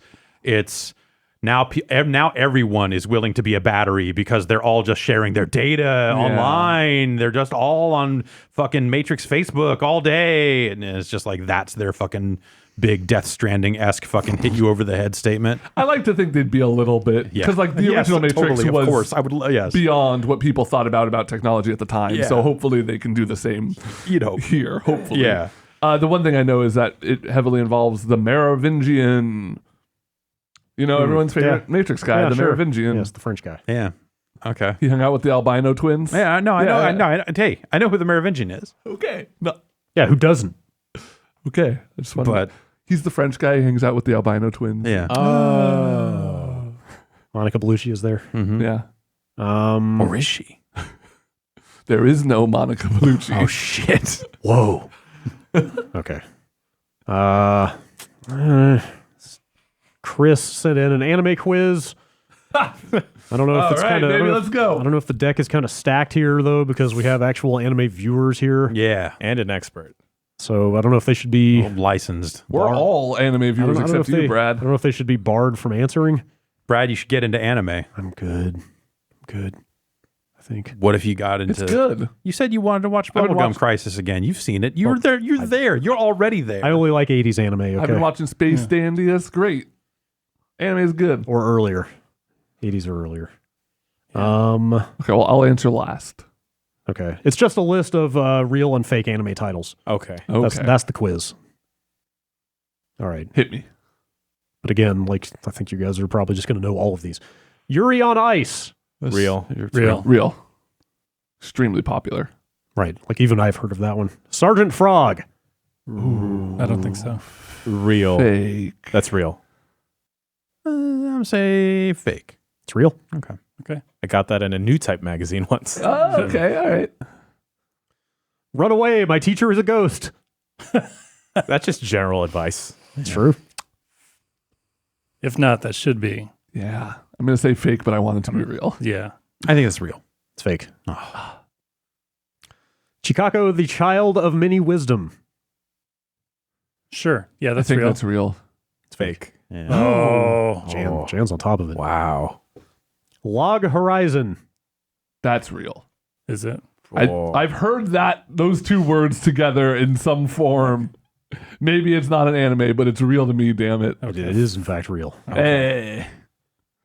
Monkey Dojo Adventure. That seems fake. That is That fake. seems like Dan trying to come up with the fake Yeah. name for an anime. Yeah. Assassination Classroom.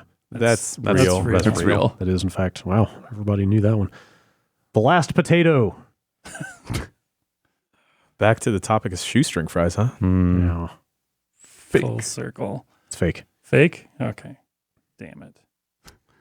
Ghost in the Shell, Standalone Complex, Solid State Society. That's real. It is it real. a trick question? Yeah. Yeah. I know Ghost in the Shell standalone Oh, complex. Yeah, Complex. I didn't know there was anything after that. though. Yeah. So neither did I. those are those the OVAs? Oh. Like there's like 3 OVAs that came out. There's like 2 seasons of the standalone complex. Yeah. And then no, that's the right noise to make. Yeah. Mobile Suit Gundam Unicorn. Yeah, that's real. Shit's Unicorn's tight. real? Yeah. All right. Death Billiards. Ooh. No. Sounds like stuff my dad did. Yeah, that seems fake. It's real. Great. Whoa. Jan, do you like Death Note? I love Death Note. Have you read the new I have. Stand Below? It's pretty good. It's all right. Yeah. Billiards. I thought it was clever. I yeah. also had to Google Death Billiards. It is, in fact, about people playing billiards. Whoa. Yeah. Shit. I gotta watch this. Maybe I do want There's to some watch show out anime. now. It's like Should. people going to a gambling school. Huh. Dude, all of this is just people playing pool. Tight. What the fuck? Yeah. Okay. In some kind of demonic setting? Genre psychological thriller. All right. Now I'm an anime fan. Yukiko and the Magic Clam. I think that's real. I also think that's real. I'm gonna say that's fake. It's not real. I'm gonna say it's porn. Yukiko. Turn left, turn right, go on. It's real. Real. Is it like a driving school anime? It's not real, but it should be, damn it. What? That's way too good. There should be an anime about a driving school if there isn't already. Whenever 2 people emerge from the bar's elevators, those 2 must participate in a death game with their lives on the line. Yeah, Death Billiards sounds like it's probably pretty good. Man, there's a lot of anime. Right? Oh, yeah. Jeez. All right, last one. Problem children are coming from another world, aren't they? Real. Real? Yes. Real. Okay. It is real. We did it. Wow. We did it. Great. #1 anime podcast. Great. Brad's a fan of anime now. Exciting. We've got new shows to watch. Let's see. Death Billiards. Death Billiards. Good name. Death Billiards. Okay. All right, last email. Matt from Maryland. Just think how scary they can make the 8-ball, right? Oh, Because it's like fuck. the ultimate ball, and if you yeah. sink it, you lose. Oh my god. There's like a little Grim Reaper that lives inside of it. The Grim Reaper's there and he plays with a scythe. Oh, Yeah. shit. Fuck. Like turned around. Like the blade, Yeah, the blade yeah, is yeah. on the back. Yeah. It's like Rurouni Kenshin, but with Man. You sink the ball and it opens up like a Pokeball and death just comes out. Murders the other guy. You win. Yeah. All right, Matt from But it's Maryland. Uncle Death. On the Ori Unfinished, you guys briefly talked about the topic of 311 and the 311 cruise. I have several friends whom I've known since high school who love 311. This group of friends watches every local 311 show as well as travels to see them from time to time. 11 heads. For reference, we're in our early 40s at this point. Of course, yeah. Or late 30s, yeah. Okay, yeah. Back in 2018, I had one of these friends getting married in May. So they put together going to Vegas on March 11th. Yes, 311. To go out and watch 311 perform there, as the band has a tradition of doing this every year. Great. We live in Maryland, so this wasn't a cheap bachelor party, and I was struggling with money at the time, but my wife convinced me to go. I avoided going to the 311 shows, but instead ate an edible and watched the Beatles' Cirque du Soleil show the first night. Oh, shit. And flew out early the second night. That sounds lovely.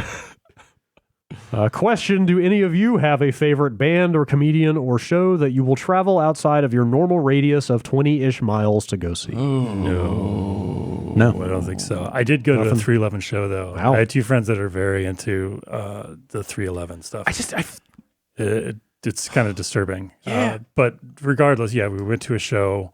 One of the friends got too drunk and had to pass out in the back seat, and he missed the show completely. Oh, nice. Yeah.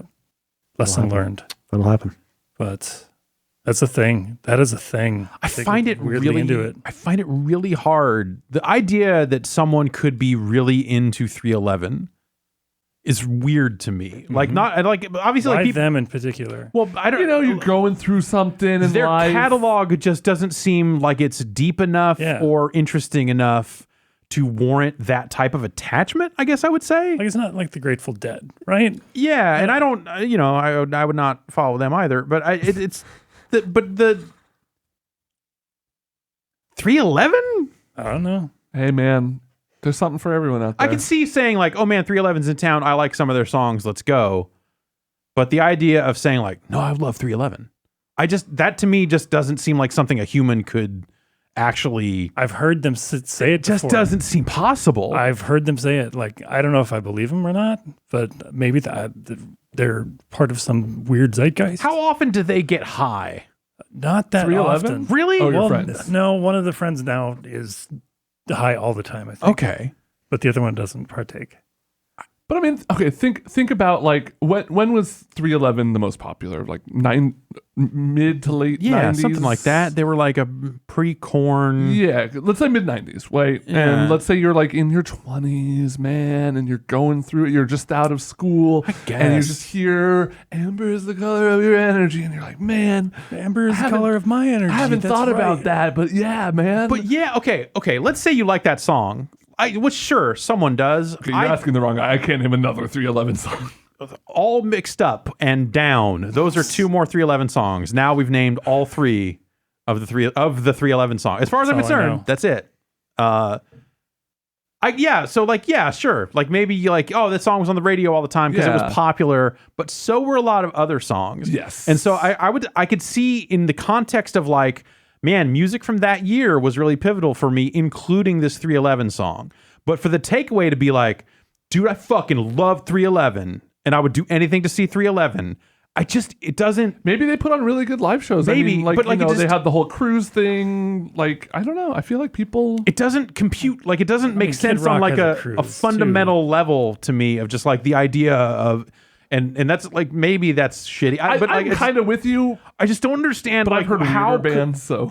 Yeah, you're right.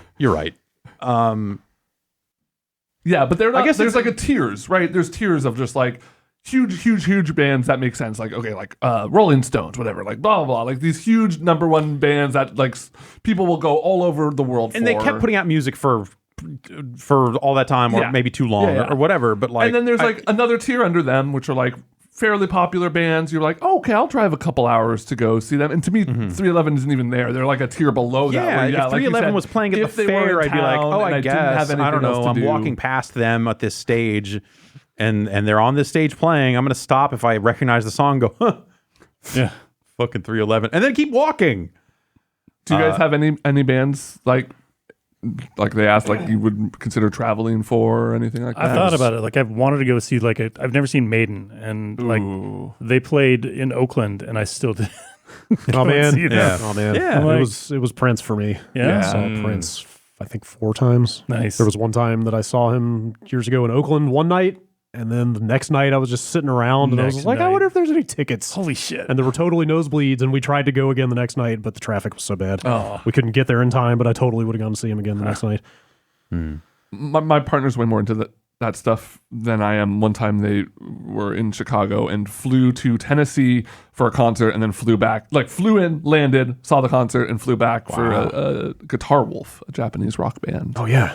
Where do I know Guitar Wolf from? Wild Zero was their movie that was kind of popular. Okay, God, wow, I haven't thought about this. They used to come and play at Bottom of the Hill once a year. And it was their only time they would play in America, but they stopped doing that recently. I saw Arcade Fire at Bottom of the Hill before anybody knew who they were. I was like 5 feet from the stage. It was just like, who would like my friend was just like, hey, there's this band playing, we should go see him. And there was like nobody there. Or I mean, it was small. I could see like a foreign band that's coming into the U.S. for like extremely limited number of dates, and you're like this opportunity is not going to come along. Yeah, I got a bunch of friends when Carrie Pommy Pommy went and played in L.A. Went down for that or something. Yeah, why do I know Guitar Wolf? This is going to drive me. Did they do a game? Did they do a game? Are they in a game? Someone we used to work with was somebody. I want to say that sounds like a Joe Fielder type of band. Okay, I think you might be that. Is very possible. Maybe Joe was way into guitar. They're great. They would do stuff extremely like possible. Build human pyramids on stage and stuff. And one of my favorite concert memories, the guy is like, they were doing a thing all night of just like picking out random people of the audience and be like, play this like one bass line over and over again so we can dance around. And then the third guy they pulled up, he started to play, and then he's like, no, you're doing it wrong. Here, let me see the guitar. Let me show you. He takes the guitar back from it and then just like throws the guy into the crowd. And everyone lost their shit. It was great. Here's a picture of Guitar Wolf playing Burger Boogaloo in Oakland. Oh, yeah. 2017. Yeah. Burger Boogaloo's fun. All right. Watch Wild Zero. It's a good movie. And then go see 311. No matter where they are. Yeah, no matter as soon as you watch the movie, you're honor bound. I mean, we're like the next 311 concert. We're 8 days away. Like we could make it up to Vegas. Las Vegas is not that far. No, that's true. But that show is, of course, long sold out. Unfortunately, there's just no way we can make it happen. Yeah, man. No, gotta want it bad enough. I do not. Okay, hey, you're not down. I learned that's a 311 song. You told me that earlier. Wait, did you not even know that one? No, I know. Amber is the color of your energy. I didn't even know that one. That's later. That's not even early catalog 311. I could maybe pick out the chorus if I heard it and be like, oh yeah, okay, I know that song, but I don't know anything about any of the other things. Down is literally the only song. Yeah, I feel like Down to me was like recognize. the definitive 311 song, and then everything else is like whatever. I only know the other. Is it Fall Out Boy? Which one? And down in America. Totally different. Yeah, that's the only Down song I know. Yeah, no, I agree with you. I'm there. I liked Fall Out Boy when they were around. But so I could see someone being way into Fall Out Boy. I don't like a single Fall Out Boy song. Wait, do they not exist anymore? They're just not putting stuff out. Oh, okay. Didn't they do? No. Everyone's looking at Jan. Who sings High Hopes? That's Panic. Panic. I conflate the two of those. But Panic is better because they did our generation's. No. That's not Panic at the Disco Ben. That's My Chemical Romance. They're all the same. I think the furthest I went. Damn kids! These damn kids with congratulations, their emotional you fucking music. Yeah. Man, that was an emotional drive with my best friend to go to Sacramento to see My Chemical Romance. Oh, I feel like a lot of that stuff was happening along the time that a friend of mine started a local band, and his whole position was he thought that emo music was shitty. And so it's a good foot to get off on. Yeah. And so it was like this band is like, it's Kid Rock-esque in that it's like, it's dumb. Rude. Yeah, it's dumb. In it's your face. Yeah. Like that was, kind of by design. And I wrote some lyrics for them and performed with them here and there, and it was fun. And there was one show we played that like, it wasn't usually like this, but it was this coffee place it was Jesse Jeans in Santa Rosa. I don't know if you remember the affair, but it was called something else later on. They changed the name of it like 9 times. Next to McDonald's on is that Mendocino? Oh, or is it Santa Rosa Avenue. Mendocino. Yeah. Okay. Yeah. Okay. Anyway, and there's like 9 people there, and by the end of it, we were pretending to swim on the floor of the venue while shouting out, about how we're having emotions, and it was just because the people there were like, they knew because he was running ads in the local music zine. Nice. About how anti-emo he was. It's really fucking just like, it was ridiculous, but like super fun in a weird way. So like the people that were like emo kids were there just to fucking talk shit, and actually they were probably just there. And so it was like this really fun back and forth of like us and the 4 people that were there while this show was being performed. And it was all in good fun, but just the dumbest shit. Just the dumbest shit. Songs about trucking. Yeah. Oh, yeah. And cursing.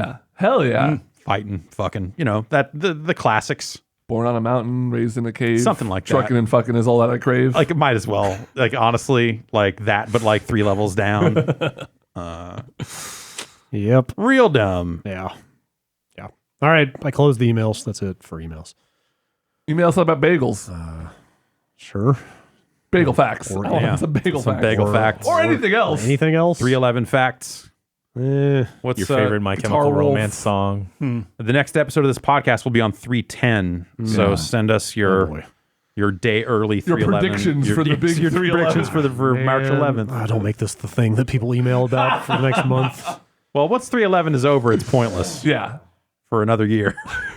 Great. I bet their 2011 show was pretty lit. It's 31111. Like, I mean, you gotta go all out. Yeah, I guess so. I guess you got to go all out. You're right about that. I think you got to go I think so. rather than continue talking about this. All right, next week we'll talk all about the Funk Junkies. All right. That I can get into. I understand after show will be later in the week. Yeah. We'll come back around to it one of these Okay. other days. Okay, Get stay- live and We'll tweet out a couple hours beforehand. Yeah. Stay tuned later this week. maybe we'll take all our 311 related questions there right. and save you. That's right. Oh, I'm sure there will be some. You've done it. You've done it now. If you're like legitimately, if you're a huge 311 fan, I want to hear why. Yeah, like yes. not just the shit on it either. Like what is the appeal?